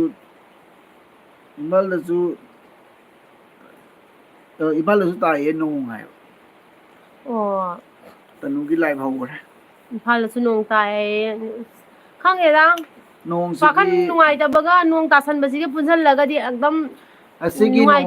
ꯑꯁꯤꯒꯤ ꯅꯣꯡꯁꯤꯗ ꯑꯩꯈꯣꯏꯒꯤ ꯏꯝꯐꯥꯜꯗ ꯈꯨꯜ ꯉꯥꯛꯏꯕ ꯈꯇꯪ ꯅꯃꯥꯏꯗꯣ ꯏꯆꯤꯟ ꯂꯩꯊꯣꯔꯛꯎ ꯇꯨꯃꯤꯟ ꯏꯅꯥꯎꯁꯤꯡ ꯌꯥꯝ ꯋꯥꯅ ꯂꯩꯔꯝꯒꯅꯤꯀꯣ ꯑꯗꯨꯅꯤ ꯈꯜꯂꯤꯁꯦ ꯆꯥꯕ ꯃꯣꯏꯒꯤ ꯚꯤꯗꯤꯑꯣ ꯃꯇꯦꯛ ꯃꯇꯦꯛꯀ ꯑꯩꯈꯣꯏꯒꯤ ꯆꯥꯕꯗ ꯅꯤꯡ ꯊꯨꯡꯗꯕ ꯍꯥꯏꯗꯤ ꯌꯥꯝ ꯋꯥꯅꯒ ꯂꯩꯕꯗꯣ ꯎꯔꯒ ꯌꯥꯝ ꯅꯨꯡꯉꯥꯏꯇꯦ ꯍꯥꯏꯔꯛꯀꯅꯨ ꯌꯥꯝ ꯏꯃꯣꯁꯅꯦꯜ ꯋꯥ ꯊꯃꯣꯏꯁꯦ ꯍꯥꯏꯔꯛꯀꯅꯨ ꯀꯩꯅꯣ ꯌꯥꯝ ꯇꯧꯋꯦꯕꯀꯣ ꯏꯃꯣꯁꯅꯦꯜ ꯋꯥ ꯍꯥꯏꯔꯛꯀꯅꯨ ꯑꯩ ꯉꯝꯗꯦ ꯀꯩꯅꯣꯝ ꯇꯧꯔꯦ ꯏꯁꯥꯗ ꯌꯥꯝꯅ ꯀꯩꯅꯣꯗꯣ ꯍꯥꯏꯔꯛꯀꯅꯨ ꯄꯣꯠꯁꯝꯕꯝꯅ ꯆꯦꯟꯅꯨ ꯑꯩꯁꯨ ꯂꯥꯛꯑꯦ ꯁꯦ ꯅꯥꯎꯇ ꯂꯛꯈꯤꯄꯨꯔꯗ ꯐꯪꯅꯕꯗꯣ ꯃꯥꯜꯂꯦ ꯄꯣꯠꯁꯝꯕꯝ ꯋꯦꯜꯀꯝ ꯗꯩꯗ ꯋꯦꯜꯀꯝ ꯄꯨꯂꯦꯟ ꯄꯣꯠꯁꯥꯡꯕꯝ ꯍꯥꯏꯔ ꯀꯩꯅꯣ ꯀꯩꯅꯣ ꯄꯣꯠꯁꯥꯝꯕꯝ ꯄꯣꯠꯁꯥꯝꯕꯝ ꯍꯥꯏꯕ ꯑꯗꯩ ꯅꯦꯄꯣꯂꯤꯌꯟ ꯂꯥꯏꯁ꯭ꯔꯝꯅ ꯄ꯭ꯔꯦꯡ ꯇꯧꯔꯛꯑꯣ ꯍꯥꯏ ꯄ꯭ꯔꯦꯡꯁꯦ ꯃꯇꯥꯡ ꯌꯦꯡꯒꯦ ꯃꯇꯥꯡ ꯌꯦꯡꯗꯗꯤ ꯐꯔꯛ ꯇꯥꯅꯦꯕ ꯄ꯭ꯔꯦꯡ ꯇꯧꯕ ꯍꯥꯏꯁꯤꯗꯤꯀꯣ ꯑꯗꯩꯗꯤ ꯃꯅꯤꯀꯨꯃꯥꯔ ꯄꯣꯠꯁꯝꯕꯝꯅ ꯆꯦꯁꯦ ꯌꯦꯡꯕ ꯌꯥꯝ ꯉꯥꯏꯌꯦ ꯅꯨꯡꯉꯥꯏꯌꯦ ꯆꯦꯁꯦ ꯌꯥꯝꯅꯁꯨ ꯐꯕ ꯃꯥꯜꯂꯦ ꯍꯥꯏ thank you Chinglemba blogs hello welcome Chinglemba blogs ꯑꯗꯩꯗꯤ ꯑꯁꯦꯡꯕꯝ ꯑꯦꯂꯥꯡꯕꯝꯅ ꯇꯥꯃꯣꯒ ꯏꯅꯝꯃꯒ ꯑꯕꯤꯅꯥꯁ ꯑꯦꯂꯥꯡꯕꯝꯅ ꯇꯥꯃꯣꯒ ꯏꯅꯝꯃꯒ ꯅꯨꯡꯉꯥꯏꯅ ꯑꯅꯥ ꯑꯌꯦꯛ ꯌꯥꯎꯗꯅ ꯅꯨꯡꯉꯥꯏꯅ ꯂꯩꯕ ꯑꯣꯏꯌꯨꯀꯣ ꯍꯣꯏ ꯆꯦꯗꯁꯨ ꯍꯣꯏ ꯆꯦ ꯁꯤꯗꯁꯨ ꯁꯤꯗꯁꯨ ꯅꯣꯡ ꯇꯥꯔꯤꯌꯦ ꯇꯥꯔꯤꯌꯦ ꯍꯥꯏ ꯊꯦꯡꯛ ꯌꯨ ꯃꯅꯤꯄꯨꯔꯒꯤ ꯑꯣꯏꯔꯝꯅꯤꯀꯣ ꯁꯣꯝꯁꯨ ꯅꯥꯗ ꯌꯦꯛꯇꯅ ꯅꯥꯗ ꯌꯦꯛꯇꯅ ꯆꯦꯛꯁꯤꯟꯅ ꯂꯩꯕꯤꯌꯨꯀꯣ ꯌꯦꯛꯇꯅ ꯂꯩꯕꯤꯌꯨꯀꯣ ꯃꯅꯤꯄꯨꯔꯁꯦ ꯈꯪꯗꯦꯗ ꯃꯅꯤꯄꯨꯔꯒꯤ ꯏꯆꯤꯜ ꯏꯅꯥꯎ ꯃꯌꯥꯝꯅ ꯑꯖꯣꯏ ꯑꯩꯒꯤ ꯀꯨꯃꯥꯔ ꯑꯦꯜꯕꯤꯗ ꯁꯤꯡꯍ ꯀꯔꯝ ꯇꯧꯔꯤꯒꯦ ꯂꯥꯛꯄꯤꯔꯤꯁꯦ ꯌꯥꯝ ꯏꯌꯥꯝꯕꯒ ꯅꯨꯡꯉꯥꯏꯀꯣ ꯏꯆꯦꯒ ꯑꯗꯨꯒ ꯑꯖꯣꯏ ꯀꯨꯏꯔꯦꯍꯦ ꯅꯪꯗꯤ ꯑꯩꯈꯣꯏꯒꯤ ꯚꯤꯗꯤꯑꯣꯗꯗꯤ ꯀꯃꯦꯟ ꯑꯃ ꯇꯧꯕꯤꯔꯛꯇꯦ ꯅꯪ ꯀꯅꯥꯅꯣ ꯖꯥꯔꯤꯕꯣꯟꯒꯤꯅꯤ ꯑꯖꯣꯏ ꯀꯨꯃꯥꯔ ꯁꯤꯡꯍ ꯀꯔꯝ ꯇꯧꯔꯤꯒꯦ ꯏꯌꯥꯝꯕꯒ ꯏꯆꯦꯒ ꯑꯩꯈꯣꯏꯗꯤ ꯅꯨꯡꯉꯥꯏꯔꯤꯌꯦ ꯅꯪꯗꯤ ꯀꯃꯥꯏꯅ ꯇꯧꯔꯤꯒꯦ ꯊꯥꯕ ꯅꯣꯏꯒꯤꯁꯦ ꯅꯨꯡꯊꯤꯜ ꯃꯥꯜꯂꯤꯅꯦ ꯅꯨꯡꯊꯤꯜ ꯅꯠꯇꯦ ꯅꯨꯡꯗꯥꯡꯅꯦ ꯍꯧꯖꯤꯛ ꯅꯨꯡꯗꯥꯡꯒꯤ ꯄꯨꯡ ꯀꯌꯥꯅꯣ ꯇꯥꯔꯕꯅꯦ ꯄꯨꯡ 8:38 ꯆꯠꯂꯦ ꯍꯧꯖꯤꯛꯁꯦ ꯇꯣꯅꯤ ꯇꯣꯛꯆꯣꯝ ꯀꯩ ꯂꯝꯗ ꯂꯩꯒꯦ ꯍꯥꯏ ꯑꯩꯈꯣꯏꯁꯦ ꯀꯁꯥꯔ ꯆꯥꯟꯗꯝ ꯂꯩꯀꯥꯏꯅꯦꯕꯀꯣ ꯄꯣꯠꯁꯝꯕꯝꯗ ꯆꯦꯅꯨ ꯆꯒꯦꯝ ꯄꯣꯝꯕ ꯃꯨꯛꯕꯥꯡ ꯇꯧ ꯏꯕꯥꯏꯒ ꯇꯧꯈ꯭ꯔꯕꯅꯦ ꯍꯟꯗꯛ ꯆꯒꯦꯝ ꯄꯣꯝꯕꯒꯤ ꯃꯨꯛꯕꯥꯡ ꯌꯦꯡꯍꯧꯗ꯭ꯔꯕꯣ ꯗꯣꯔꯕꯥꯔ ꯑꯆꯧꯕ ꯑꯃ ꯊꯣꯛꯈ꯭ꯔꯕꯅꯦ ꯆꯒꯦꯝ ꯄꯣꯝꯃꯨꯕꯗꯒꯤꯀꯣ ꯆꯒꯦꯝ ꯄꯣꯝꯕ ꯈꯨꯄꯣꯝ ꯂꯥꯜꯂꯦ ꯍꯥꯏꯅꯝꯕꯗꯣ ꯑꯩꯗꯤ ꯑꯁ ꯑꯔꯣꯏꯕꯤꯗꯅꯤꯀꯣ ꯁꯦꯡꯗꯣꯛꯅꯕꯁꯨ ꯀꯣꯡꯒꯥꯏ ꯑꯃꯨꯛꯀ ꯄꯣꯝꯃꯛꯀꯦ ꯇꯧꯏꯅꯤ ꯆꯒꯦꯝ ꯑꯗꯨꯅ ꯄꯣꯝꯕꯗꯣ ꯑꯩꯈꯣꯏꯗꯤ ꯍꯋꯥꯏꯖꯥꯔ ꯇꯧꯔꯒꯅꯦ ꯃꯅꯤꯄꯨꯔꯒꯤ ꯏꯁꯇꯥꯏꯜꯗ ꯄꯣꯝꯃꯛꯀꯦꯕꯀꯣ ꯍꯋꯥꯏꯖꯥꯔ ꯍꯥꯞꯄꯒ ꯑꯃꯨꯛ ꯄꯣꯝꯃꯛꯇꯣꯏꯅꯦ ꯑꯗꯩꯗꯤ ꯅꯈꯣꯏꯒꯤ ꯍꯪꯒꯥꯝꯗꯣ ꯍꯦꯛꯄ ꯂꯥꯛꯀꯦ ꯍꯥꯏꯒ ꯂꯥꯛꯑꯣ ꯂꯥꯛꯑꯣ ꯗꯤꯀꯦꯅ ꯂꯥꯛꯑꯣ ꯂꯥꯛꯑꯣ ꯑꯩꯈꯣꯏ ꯍꯪꯒꯥꯝ ꯇꯣꯅꯤ ꯌꯥꯝ ꯇꯣꯛꯆꯣꯝꯅ ꯂꯩꯌꯦ ꯑꯣ ꯀꯁꯥꯔꯗꯩꯔꯣꯏ ꯃꯅꯦ ꯑꯩꯈꯣꯏ ꯀꯁꯥꯔꯗꯩꯅꯦ ꯇꯣꯅꯤ ꯏꯝꯐꯥꯜꯒꯤ ꯑꯣꯏꯗꯣꯏꯔꯥ ꯑꯗꯩ ꯆꯤꯡꯂꯦꯝꯕ ꯕ꯭ꯂꯣꯛꯅ ꯄꯣꯠꯁꯝꯕꯝ ꯍꯦꯜꯂꯣ ꯍꯥꯏ ꯆꯤꯡꯂꯦꯝꯕꯅ ꯄꯣꯠꯁꯝꯕꯝꯗ ꯍꯦꯜꯂꯣ ꯍꯥꯏꯈ꯭ꯔꯦ ꯑꯟꯖꯂꯤ ꯁꯔꯃ ꯆꯒꯦꯝ ꯄꯣꯝꯕ ꯂꯥꯟꯗꯣ ꯈꯪꯍꯧꯔꯦ ꯑꯩꯁꯨ ꯑꯩ ꯑꯗꯨꯅꯤ ꯑꯖꯣꯏ ꯀꯨꯃꯥꯔꯅ ꯏꯆꯦ ꯖꯥꯔꯤꯕꯣꯟꯗ ꯅꯣꯡ ꯇꯥꯅꯕꯨ ꯃꯄꯥꯟ ꯊꯣꯛꯄꯒ ꯌꯥꯗ꯭ꯔꯦ ꯂꯝꯕꯤꯒ ꯂꯝꯕꯤꯁꯨ ꯌꯥꯝ ꯐꯠꯇ꯭ꯔꯦ ꯍꯧꯖꯤꯛ ꯑꯩꯈꯣꯏ ꯁꯤꯗꯁꯨ ꯇꯧꯔꯤꯅꯤ ꯌꯨꯝꯈꯥꯡ ꯑꯩꯈꯣꯏ ꯁꯤꯗꯁꯨꯅꯦ ꯅꯣꯡ ꯇꯥꯕꯒꯤ ꯂꯝꯕꯤ ꯑꯟꯖꯂꯤ ꯐꯠꯇꯕꯅ ꯆꯦ ꯂꯣꯏ ꯅꯣꯏꯗ ꯐꯅ ꯆꯦ ꯅꯣꯏꯗꯤ ꯐꯅ ꯐꯖꯩꯕꯨ ꯏꯪꯈꯣꯜ ꯑꯩꯈꯣꯏ ꯍꯤꯡꯒꯣꯜ ꯐꯖꯕꯅꯤꯀꯣ ꯃꯣꯅꯤꯀꯥꯅ ꯑꯕꯦꯝꯃꯗꯤ ꯇꯨꯝꯈ꯭ꯔꯕꯣ ꯍꯥꯏ ꯑꯕꯦꯝꯃ ꯇꯨꯝꯈ꯭ꯔꯦ ꯑꯕꯦꯝꯃ ꯑꯦꯛꯖꯥꯝ ꯆꯠꯂꯤꯌꯦ ꯇꯨꯝꯈ꯭ꯔꯦ ꯃꯥ ꯇꯣꯅꯤ ꯍꯌꯦꯡ ꯉꯟꯅ ꯇꯣꯛꯆꯣꯝꯅ ꯍꯧꯗꯣꯛꯇꯣꯏꯕ ꯑꯗꯨꯒꯤ ꯏꯝꯐꯥꯜꯗꯒꯤꯅꯦ ꯇꯣꯅꯤ ꯋꯦꯜꯀꯝ ꯋꯦꯜꯀꯝ ꯇꯣꯅꯤ ꯑꯗꯩꯗꯤ ꯑꯩ ꯑꯦꯜꯕꯤꯗ ꯂꯥꯛꯄꯤꯕꯒꯤꯗꯃꯛꯇ ꯁꯔꯨꯛꯕꯝ ꯀꯔꯤ ꯃꯊꯦꯜ ꯆꯥꯔꯤꯒꯦ ꯏꯆꯦ ꯑꯩꯈꯣꯏꯗꯤ ꯍꯋꯥꯏ ꯊꯣꯡꯕ ꯆꯥꯔꯦ ꯆꯤꯡꯂꯦꯝꯕ ꯕ꯭ꯂꯣꯛꯁꯅ ꯕ꯭ꯂꯨ ꯄꯤꯕꯤꯔꯛꯑꯣ ꯑꯩꯈꯣꯏ ꯕ꯭ꯂꯨ ꯄꯤꯕ ꯍꯩꯇꯦ ꯑꯩꯈꯣꯏ ꯑꯦꯜꯕꯤꯁꯦ ꯌꯥꯝꯅ ꯂꯥꯛꯇꯕꯅꯤꯅꯅꯦ ꯕ꯭ꯂꯨ ꯄꯤꯕ ꯈꯣꯠꯄ ꯑꯁꯤꯒꯨꯝꯕꯁꯦ ꯍꯩꯇꯦꯕꯀꯣ ꯑꯗꯣ ꯁꯥꯎꯕ ꯌꯥꯗꯦ ꯑꯖꯣꯏ ꯀꯨꯃꯥꯔ ꯁꯤꯡꯍꯅ ꯀꯔꯤ ꯃꯊꯦꯜ ꯆꯥꯒꯦ ꯑꯖꯣꯏ ꯀꯩꯅꯣ ꯆꯥꯏ ꯍꯋꯥꯏ ꯑꯣꯏꯅ ꯆꯥꯔꯦꯀꯣ ꯑꯗꯩꯗꯤ ꯅꯦꯅꯥ ꯁꯥꯏꯈꯣꯝꯅ ꯍꯥꯏ ꯆꯦ ꯍꯦꯜꯂꯣ ꯑꯗꯩꯗꯤ ꯑꯟꯖꯂꯤ ꯁꯔꯃ ꯆꯦ ꯑꯅꯨꯗꯨꯒ ꯅꯣꯡ ꯇꯥꯕꯗꯨꯅ ꯁꯤꯒ ꯌꯥꯝ ꯏꯪꯉꯦ ꯕꯔꯞ ꯇꯥꯕ ꯍꯧꯔꯦ ꯀꯅꯥꯅ ꯍꯥꯏꯅꯣ ꯊꯣꯛꯄ ꯉꯝꯗ꯭ꯔꯦ ꯑꯟꯖꯂꯤꯅ ꯍꯥꯏꯔꯣ ꯑꯟꯖꯂꯤ ꯑꯣ ꯀꯩ ꯕꯔꯞ ꯇꯥꯔꯦꯔꯥ ꯏꯪꯉꯝꯒꯅꯤ ꯑꯗꯨ ꯅꯪ ꯕꯔꯞ ꯆꯥꯕ ꯄꯦꯜꯂꯝꯃꯅꯤꯅꯦ ꯑꯩꯈꯣꯏ ꯁꯤꯗ ꯇꯥꯗꯦꯅꯦꯕꯣ ꯑꯩꯈꯣꯏꯁꯦ ꯐ꯭ꯔꯤꯖ ꯃꯅꯨꯡꯗ ꯂꯧꯊꯣꯛꯑ ꯆꯥꯗ ꯋꯥꯕ ꯑꯣꯏꯔꯦ ꯅꯪ ꯀꯣꯠꯂ ꯆꯥꯎ ꯈꯪꯕ꯭ꯔꯥ ꯅꯃꯥꯏ ꯐꯖꯅ ꯑꯣꯜꯂꯒ ꯍꯥꯏꯌꯨ ꯀꯩꯅꯣ ꯑꯟꯖꯂꯤ ꯅꯪ ꯕꯔꯞꯇ ꯑꯩꯈꯣꯏ ꯕꯔꯞꯇ ꯆꯥ ꯐꯪꯗꯦꯅꯦ ꯅꯣꯏ ꯕꯔꯞ ꯇꯥꯔꯦ ꯅꯠꯇ꯭ꯔꯣ ꯆꯥꯎ ꯅꯣꯡꯈꯥ ꯂꯣꯟ ꯍꯦꯛ ꯂꯩꯌꯨ ꯅꯌꯥꯗꯣ ꯀꯥꯊꯣꯛꯑꯒ ꯑꯗꯩꯗꯤ ꯆꯤꯡꯂꯦꯝꯕ ꯕ꯭ꯂꯣꯛꯅ ꯅꯦꯅꯥ ꯍꯦꯜꯂꯣꯏ ꯀꯅꯥꯅ ꯆꯤꯡꯂꯦꯝꯕ ꯕ꯭ꯂꯣꯛꯁꯅ ꯅꯦꯅꯥ ꯍꯦꯜꯂꯣꯏ ꯍꯥꯏ ꯀꯅꯥ ꯑꯣꯏꯗꯣꯏꯅꯣ ꯑꯩꯉꯣꯟꯗ ꯌꯥꯝ ꯐꯖꯅ ꯅꯦꯅꯥ ꯀꯥꯏꯅ ꯀꯧꯔꯛꯑꯦ ꯌꯥꯝ ꯐꯖꯅ ꯑꯖꯣꯏ ꯀꯨꯃꯥꯔ ꯀꯧꯔꯛꯏꯀꯣ ꯁꯤꯡ ꯆꯦ ꯍꯣꯏꯒꯤ ꯏꯪꯈꯣꯜꯒꯤ ꯍꯪꯒꯥꯝ ꯕꯧꯗꯤ ꯐꯖꯔꯦꯕꯣ ꯑꯗꯨꯅꯦ ꯍꯪꯒꯥꯝꯁꯦ ꯚꯥꯏꯔꯦꯜ ꯆꯠꯂꯕꯅꯤ ꯑꯃꯦꯔꯤꯀꯥꯗꯩꯕꯨ ꯄꯥꯔꯁꯦꯜ ꯇꯧꯔ ꯍꯩꯖꯤꯜꯂꯛꯑꯕꯅꯤ ꯕꯥꯞꯔꯦ ꯑꯗꯨꯗꯩꯗꯤ ꯃꯣꯅꯤꯀꯥꯅ ꯀꯆꯥꯔꯗ ꯌꯥꯝ ꯂꯥꯛꯅꯤꯡꯉꯦ ꯍꯥꯏ ꯂꯥꯛꯑꯣ ꯀꯁꯥꯔꯗ ꯂꯥꯛꯑꯣ ꯀꯁꯥꯔꯗ ꯂꯩꯔꯁꯤ ꯏꯝꯐꯥꯜꯗ ꯌꯥꯝ ꯏꯔꯥꯡ ꯀꯩꯅꯣ ꯑꯥꯔ ꯀꯦ ꯏꯆꯟꯅ ꯌꯥꯝ ꯅꯨꯡꯁꯤꯅꯕ ꯃꯥꯜꯂꯦ ꯍꯥꯏ ꯑꯥꯔ ꯀꯦ ꯏꯆꯟꯅ ꯁꯨꯝ ꯇꯧꯏꯖꯥꯠꯅꯤ ꯑꯟꯖꯂꯤ ꯁꯃꯥ ꯕꯔꯞ ꯇꯥꯕ ꯍꯧꯔꯦ ꯆꯥꯕ ꯌꯥꯗꯦꯅꯦ ꯑꯗꯨ ꯕꯔꯞꯇꯣ ꯍꯦ ꯄꯪꯒꯅꯨ ꯕꯔꯞꯇꯣ ꯆꯥꯔꯣꯗꯅ ꯑꯗꯨ ꯆꯤꯅꯤꯃꯨꯛ ꯆꯥꯁꯤꯜꯂꯨ ꯆꯞ ꯃꯥꯟꯅꯔꯦꯗꯅ ꯑꯣꯔꯦꯟꯖ ꯃꯍꯤ ꯈꯔ ꯍꯩꯖꯤꯜꯂꯨ ꯁꯨꯝ ꯑꯣꯜꯂꯦꯗꯅ ꯀꯣꯝꯂꯥ ꯃꯍꯤ ꯈꯔ ꯍꯥꯞꯆꯤꯜꯂꯣ ꯆꯤꯅꯤ ꯈꯔ ꯅꯩꯁꯜꯂꯣ ꯑꯗꯨꯒ ꯕꯔꯞꯇꯣ ꯄꯨꯟꯅ ꯆꯥꯁꯤꯜꯂꯨꯗꯅ ꯑꯥꯏꯁ ꯀ꯭ꯔꯤꯝ ꯑꯣꯜꯂꯦꯗꯅ ꯁꯨꯝ ꯄꯪꯒ꯭ꯔꯦ ꯑꯉꯥꯡ ꯁꯤꯡꯉꯨꯗꯤ ꯌꯥꯗꯦ ꯅꯦꯅꯥ ꯁꯥꯏꯈꯣꯝ ꯆꯦꯒ ꯗꯥꯒꯁꯦ ꯀꯅꯥꯅ ꯍꯟꯒꯦ ꯑꯩꯅ ꯍꯜꯂꯦ ꯈꯣꯏꯗꯥꯗꯒꯤ ꯑꯩꯒꯤ 43 ꯃꯥꯒꯤ 37 ꯈꯣꯏꯗꯥꯗꯒꯤ ꯑꯩꯅ ꯍꯜꯂꯦ ꯑꯩꯅ ꯍꯟꯕ ꯃꯥꯟꯗ꯭ꯔꯣ ꯑꯗꯩꯗꯤ ꯑꯟꯖꯂꯤ ꯁꯔꯃ ꯆꯥꯕ ꯌꯥꯗꯕ ꯕꯔꯞꯅꯤ ꯍꯥꯏ ꯑꯗꯩꯗꯤ ꯇꯣꯅꯤ ꯇꯣꯛꯆꯣꯝꯅ ꯉꯔꯥꯡꯗꯒꯤ ꯅꯣꯡ ꯂꯦꯞꯇ꯭ꯔꯤ ꯇꯧꯔꯤ ꯁꯤꯗꯗꯤ ꯑꯗꯨꯅꯦ ꯉꯔꯥꯡꯗꯒꯤ ꯑꯩꯈꯣꯏ ꯁꯤꯗ ꯉꯁꯤꯗꯒꯤꯅꯤꯀꯣ ꯑꯗꯨꯏ ꯑꯟꯖꯂꯤ ꯁꯔꯃꯅ ꯀꯅꯥꯅꯕꯨ ꯊꯥꯔꯤꯕ ꯑꯗꯩ ꯑꯟꯖꯂꯤ ꯁꯔꯃ ꯑꯣꯏꯃꯥ ꯑꯩ ꯁꯤꯔꯦ ꯅꯣꯛꯄꯗ ꯆꯤꯡꯂꯦꯝꯕ ꯕ꯭ꯂꯣꯛꯁ ꯃꯣꯅꯤꯀꯥ ꯁꯞꯄꯣꯔꯠ ꯇꯧꯕꯤꯔꯛꯑꯣ ꯑꯩꯁꯨ ꯇꯧꯔꯛꯀꯦ ꯑꯗꯩ ꯊꯥꯕ ꯅꯣꯏ ꯑꯅꯤꯒꯤ ꯚꯤꯗꯤꯑꯣ ꯂꯣꯏꯅ ꯌꯦꯡꯉꯤ ꯌꯥꯝ ꯅꯨꯡꯉꯥꯏꯌꯦ Thank ꯇꯣꯏꯅ you. ꯍꯥꯞꯄꯤꯌꯣ ꯑꯗꯣ ꯍꯥꯄꯛꯅꯕ ꯇꯧꯔꯛꯀꯦ ꯏꯔꯥꯡꯁꯤꯅ ꯑꯩꯈꯣꯏꯅ ꯄꯣꯠꯁꯝꯕꯝꯅ ꯕꯔꯞꯀꯤ ꯋꯥꯔꯤꯁꯦ ꯏꯕꯥꯏꯗꯤ ꯑꯩ ꯉꯝꯃꯔꯣꯏꯗ ꯑꯩꯗꯤꯕ ꯉꯝꯃꯔꯣꯏ ꯑꯥꯔ ꯀꯦ ꯏꯆꯟ ꯅꯣꯏꯔꯣꯝꯗ ꯌꯥꯝ ꯂꯥꯛꯅꯤꯡꯉꯦ ꯑꯥꯔ ꯀꯦ ꯏꯆꯟꯁꯦ ꯏꯝꯐꯥꯜꯒꯤ ꯑꯣꯏꯗꯣꯏꯔꯥ ꯂꯥꯛꯑꯣ ꯑꯩꯈꯣꯏꯔꯣꯝꯗ ꯂꯥꯛꯑꯣ ꯂꯥꯛꯑꯣ ꯀꯣꯏꯔꯛꯑꯣ. ꯇꯁꯦꯡꯅꯃꯛꯀꯤꯗꯤꯀꯣ ꯁꯥꯊꯤꯅ ꯅꯨꯡꯉꯥꯏ ꯑꯩꯈꯣꯏꯒꯤ ꯑꯇꯣꯞꯄ ꯃꯌꯥꯡ ꯂꯩꯕꯥꯛ ꯍꯥꯏꯔꯒꯁꯨ ꯈꯪꯅꯩꯅꯀꯣ ꯑꯗꯨ ꯑꯣꯏꯔꯒꯁꯨ ꯌꯥꯝ ꯁꯥꯊꯤꯅ ꯏꯪꯅ ꯏꯪꯅ ꯌꯥꯝ ꯆꯤꯡꯅꯗꯤ ꯁꯥꯟꯇꯤ ꯄꯥꯜꯂꯦ ꯂꯩꯅꯤꯀꯣ ꯑꯩꯈꯣꯏ ꯁꯤꯒ. ꯇꯣꯏꯁꯅꯥ ꯂꯨꯋꯥꯡꯅ ꯂꯥꯛꯑꯣ ꯏꯕꯥꯏꯅ ꯀꯣꯏꯔꯛꯑꯣ. ꯃꯨꯛꯕꯥꯡ ꯇꯧꯕꯁꯦ ꯌꯥꯝ ꯅꯨꯡꯉꯥꯏꯌꯦ ꯖꯦꯡꯕ ꯃꯨꯛꯕꯥꯡ ꯇꯧꯕꯤꯔꯣ ꯍꯣꯏ ꯇꯧꯖꯔꯛꯀꯦ ꯃꯨꯛꯕꯥꯡ ꯇꯧꯕꯗꯒꯤ ꯑꯩꯈꯣꯏꯁꯨ ꯄꯣꯛꯈꯥꯏꯗꯣꯔꯦ ꯑꯗꯨꯅ ꯌꯥꯝ ꯇꯣꯏꯅꯗꯤ ꯇꯧꯕ ꯌꯥꯗꯦꯀꯣ ꯃꯨꯛꯕꯥꯡꯁꯦ ꯇꯧꯕꯁꯦ ꯍꯛꯆꯥꯡ ꯌꯥꯝ ꯅꯣꯏꯊꯣꯛꯑꯦꯕ ꯑꯟꯖꯂꯤꯁꯤꯃ ꯑꯩꯈꯣꯏ ꯀꯁꯥꯔꯗꯤ ꯌꯥꯝ ꯅꯨꯡꯉꯥꯏꯗ ꯑꯗꯨꯅꯤ ꯑꯟꯖꯂꯤꯅ ꯑꯗꯩ ꯅꯦꯅꯥ ꯁꯥꯏꯀꯣꯝꯅ ꯆꯦꯒ ꯗꯥꯁꯦ ꯌꯦꯡꯕ ꯌꯥꯝ ꯅꯨꯡꯉꯥꯏꯌꯦ ꯊꯦꯡꯛ ꯌꯨ ꯃꯌꯥꯝ ꯃꯣꯏꯔꯥꯡꯗꯒꯤꯅꯤ ꯑꯥꯔꯀꯦ ꯏꯆꯟꯅ ꯃꯣꯏꯔꯥꯡ ꯑꯁ ꯃꯣꯏꯔꯥꯡꯗꯤ ꯀꯩꯅꯣꯒ ꯆꯨꯔꯆꯥꯟꯄꯨꯔꯒ ꯅꯛꯑꯦꯀꯣ ꯃꯣꯏꯔꯥꯡꯗꯗꯤ ꯀꯩꯅꯣ ꯏꯔꯥꯡ ꯇꯧꯗꯕ꯭ꯔꯥ ꯇꯧꯗꯦ ꯍꯥꯏꯕ꯭ꯔꯥꯅꯦ ꯃꯣꯏꯔꯥꯡ ꯍꯥꯏꯁꯤ ꯆꯨꯔꯆꯥꯟꯄꯨꯔ ꯃꯅꯥꯛꯇꯅꯤꯅꯦ ꯏꯕꯦꯝꯃ ꯑꯟꯖꯂꯤ ꯁꯔꯃ ꯑꯗꯨꯗꯤ ꯅꯨꯡꯕꯨ ꯋꯥꯔꯝꯒꯅꯤꯅꯦ. ꯆꯦ ꯊꯣꯛꯂꯒꯦꯀꯣ ꯑꯩꯈꯣꯏ ꯍꯦꯔꯣ ꯀꯣꯜ ꯇꯧꯔꯛꯑꯦ ꯀꯅꯥꯅꯣ? ꯑꯟꯖꯂꯤ ꯃꯥꯏ ꯅꯨꯄꯥꯁꯦ ꯀꯩꯅꯣ ꯇꯧꯕꯅꯤꯀꯣ. ꯇꯧꯔꯛꯏꯀꯣ.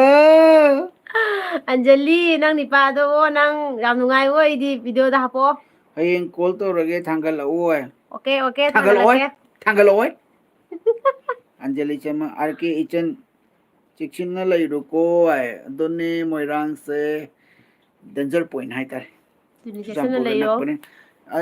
ꯌꯥꯍꯥꯕꯨ ꯑꯣꯏꯔꯕꯁꯨ ꯆꯦꯛꯁꯤꯟꯅ ꯂꯩꯃꯤꯟꯅꯁꯤ ꯑꯩꯈꯣꯏꯁꯨ ꯑꯋꯥꯕ ꯏꯝꯐꯥꯜ ꯃꯅꯤꯄꯨꯔꯒꯤ ꯑꯋꯥꯕꯗ ꯁꯔꯨꯛ ꯌꯥꯖꯔꯤ ꯑꯟꯖꯂꯤ ꯁꯔꯃ ꯈꯔ ꯇꯧꯒꯦ ꯃꯥꯔꯛ ꯂꯩꯇꯦ ꯁꯤꯒ ꯊꯕꯛ ꯃꯐꯝꯗ ꯍꯟꯈ꯭ꯔꯦ ꯑꯣ ꯅ ꯅꯦꯅꯥ ꯆꯥꯛꯒꯨꯝ ꯆꯦꯗ ꯀꯩ ꯃꯊꯦꯜ ꯆꯥꯔꯒꯦ ꯑꯩꯈꯣꯏꯗꯤ ꯉꯁꯤ ꯍꯋꯥꯏ ꯊꯣꯡꯉꯦ ꯍꯋꯥꯏ ꯑꯃ ꯊꯣꯡꯕ ꯑꯣꯏꯅ ꯊꯣꯡꯉꯦ ꯇꯧꯔꯦ ꯉꯁꯤꯁꯦ ꯕꯣꯔꯥ ꯑꯃ ꯍꯧꯔꯦ ꯊꯨꯝꯖꯥꯛꯄꯤ ꯉꯥꯔꯤ ꯑꯃ ꯌꯥꯎꯔꯦ ꯑꯗꯩꯗꯤ ꯑꯃꯦꯠꯄꯤ ꯑꯃ ꯇꯧꯔꯦ ꯑꯗꯨꯃꯥꯏꯅ ꯇꯧꯔꯒ ꯆꯥꯔꯦ ꯑꯩꯈꯣꯏ ꯁꯤꯗꯗꯤ ꯏꯪꯕꯁꯦ ꯑꯗꯨꯗꯤ ꯏꯝꯐꯥꯜꯗꯗꯤ ꯏꯪꯉꯝꯃꯅꯤꯀꯣ ꯑꯩꯈꯣꯏ ꯁꯤꯗꯗꯤ ꯏꯪꯕꯁꯦ ꯈꯔ ꯋꯥꯠꯂꯦ ꯑꯟꯖꯂꯤ ꯁꯔꯃ ꯃꯌꯥꯝ good night good night Anjali bye bye good night sweet dream ꯃꯤ 38ꯒ ꯂꯩꯔꯤ ꯑꯟꯖꯂꯤ 38ꯁꯦ ꯀꯅꯥ ꯑꯟꯖꯂꯤ ꯀꯅꯥ ꯑꯣꯏꯗꯣꯏꯅꯣ ꯑꯟꯖꯂꯤ ꯕꯔꯞ ꯆꯥꯕ ꯀꯥꯎꯅꯨ ꯌꯥꯝ ꯀꯜꯂꯦ ꯑꯩꯈꯣꯏ ꯁꯤꯗꯗꯤ ꯏꯔꯥꯡ ꯑꯗꯣꯅꯦ ꯃꯣꯏꯔꯥꯡ ꯂꯣꯝꯗꯗꯤ ꯀꯜꯂꯝꯗꯣꯏꯅꯦ ꯊꯣꯛꯏꯕ ꯊꯧꯗꯣꯛꯁꯤꯡꯗꯣ ꯐꯥꯒꯤꯗꯤ ꯅꯠꯇꯦ ꯑꯩꯈꯣꯏ ꯁꯨꯝ ꯅꯣꯛꯏꯕ ꯍꯥꯏꯗꯨꯅꯤ ꯋꯥꯈꯜ ꯌꯥꯗꯔꯛꯑꯒꯗꯤ ꯌꯥꯝ ꯊꯤ ꯅꯨꯡꯉꯥꯏꯇꯦ ꯃꯥꯅꯦ ꯑꯩꯗꯤ ꯉꯔꯥꯡ ꯇꯥꯕꯅꯦꯕ ꯃꯤ 18 ꯂꯩꯈꯤꯗꯕꯗꯣ ꯉꯔꯥꯡ ꯁꯟꯗꯥꯗ ꯑꯩꯁꯦ ꯐꯦꯁꯕꯨꯛ ꯍꯥꯡꯉꯨꯕꯗ ꯑꯩꯁꯦ ꯉꯔꯥꯡꯇ ꯊꯦꯡꯅꯕꯅꯦꯕꯀꯣ ꯑꯗꯨꯗꯣ ꯌꯦꯡꯉꯨꯔꯕ ꯃꯇꯨꯡꯗ ꯂꯩꯈꯤꯗꯕ ꯑꯊꯧꯕꯁꯤꯡꯗꯨꯒꯤ ꯃꯃꯥ ꯃꯆꯟꯁꯤꯡꯗꯨꯅ ꯀꯞꯄ ꯈꯣꯠꯄꯗꯣ ꯑꯗꯨꯁꯤꯡꯗꯣ ꯎꯔꯨꯔꯒ ꯁꯟꯗꯥꯋꯥꯏꯔꯝꯁꯤꯗꯀꯣ ꯑꯩꯁꯦ ꯑꯗꯨꯝ ꯋꯥꯈꯜꯁꯦ ꯑꯗꯨꯝ ꯗꯥꯎꯟ ꯑꯣꯏꯈ꯭ꯔꯦꯕꯀꯣ ꯑꯗꯒꯤ ꯑꯩꯅ ꯑꯩꯈꯣꯏ ꯗꯥꯗ ꯍꯧꯖꯤꯛꯁꯨ ꯍꯥꯏꯔ ꯀꯞꯅꯤꯡꯉꯦꯕꯀꯣ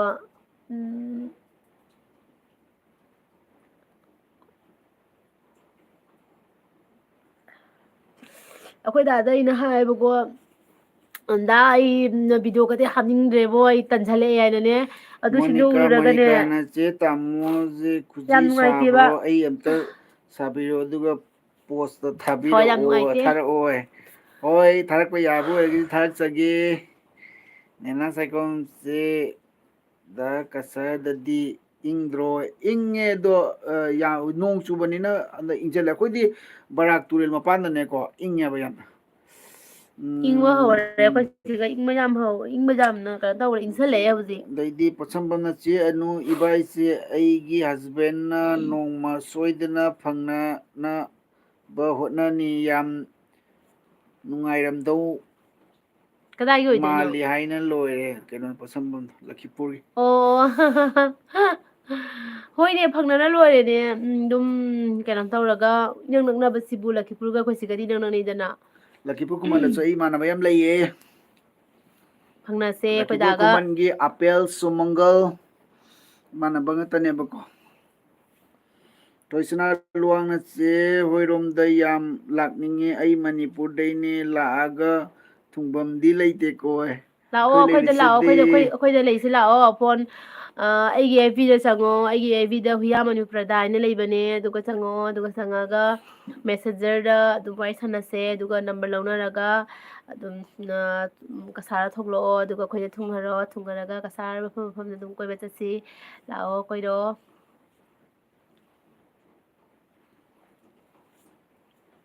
Akhoi sidadi adogi tension di leite bako yam nungai adagi hoi moina tawai sibudi yam thina yam chokotaba aise haininga leitre haidi leibham leitraga nampuda tawraga leisan ga be monga tawrokpanina ko koina meiteina hanadagi miurundagi leirakpanina aduda koina amna thau sadaba do moi gidi amada changi leibham leita amada changi leibham leita adum aduda koi sida akoi asigi akoi meitei gi akoi gi lingjel manadaba keno se moi khara uwadagi ne moina se mukna leise ko koi meitei se tangdi lingjel manabadi khara wale do asi tabu amtangdi yaman mananing bani lingjen se lingjen manaragadi mina lakchabada ngamoide meitei mu marin khaba lei pona te haina rei bine ko meitei na lingjen manadaba sikani soiris daidi check up kano nungaite thoisana luang na pasambam na sumongol do aigi husband ga medical representative ki tabak suminarame imphal da nang no pada maming ke gauge kanadano hangise sumongol ga pasambam sumongol ga husband representative rame ai su Manipurda leirakpada ini sumongol apel dabung dabung ginang natra dabung ay mo apel gi mayamba ado maigi na husband maming ke gauge Manipurda su ai mayam ai ga tinari sindo lai medical representative ke nongatane kana oidoino duwana khaktaro sunari oidisa ai tane sunari mise ai mana bai lo nge medical representative ngatane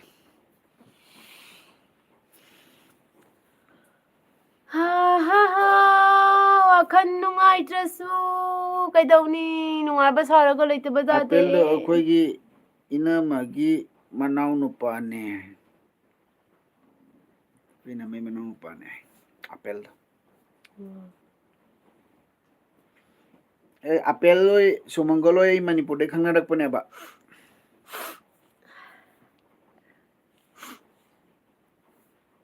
masala siro ko elbisa mayam elbisa lo sala sira no mu lake khani matungda mu elbi lake koda ka baini ai gi husband nge mingdi joy ka we joy joy di nang saka kona na khangadam ne ai saka kona na uradi khangane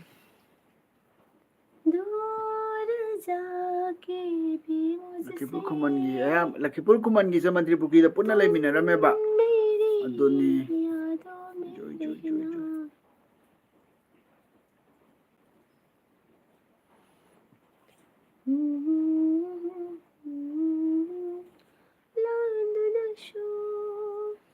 nena segam cia no kap kano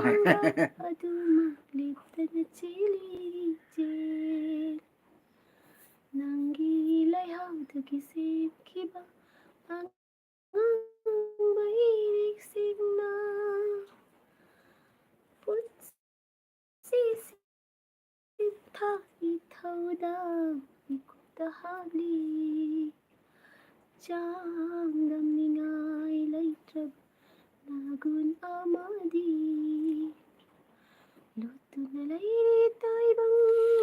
nokul mayang bam isai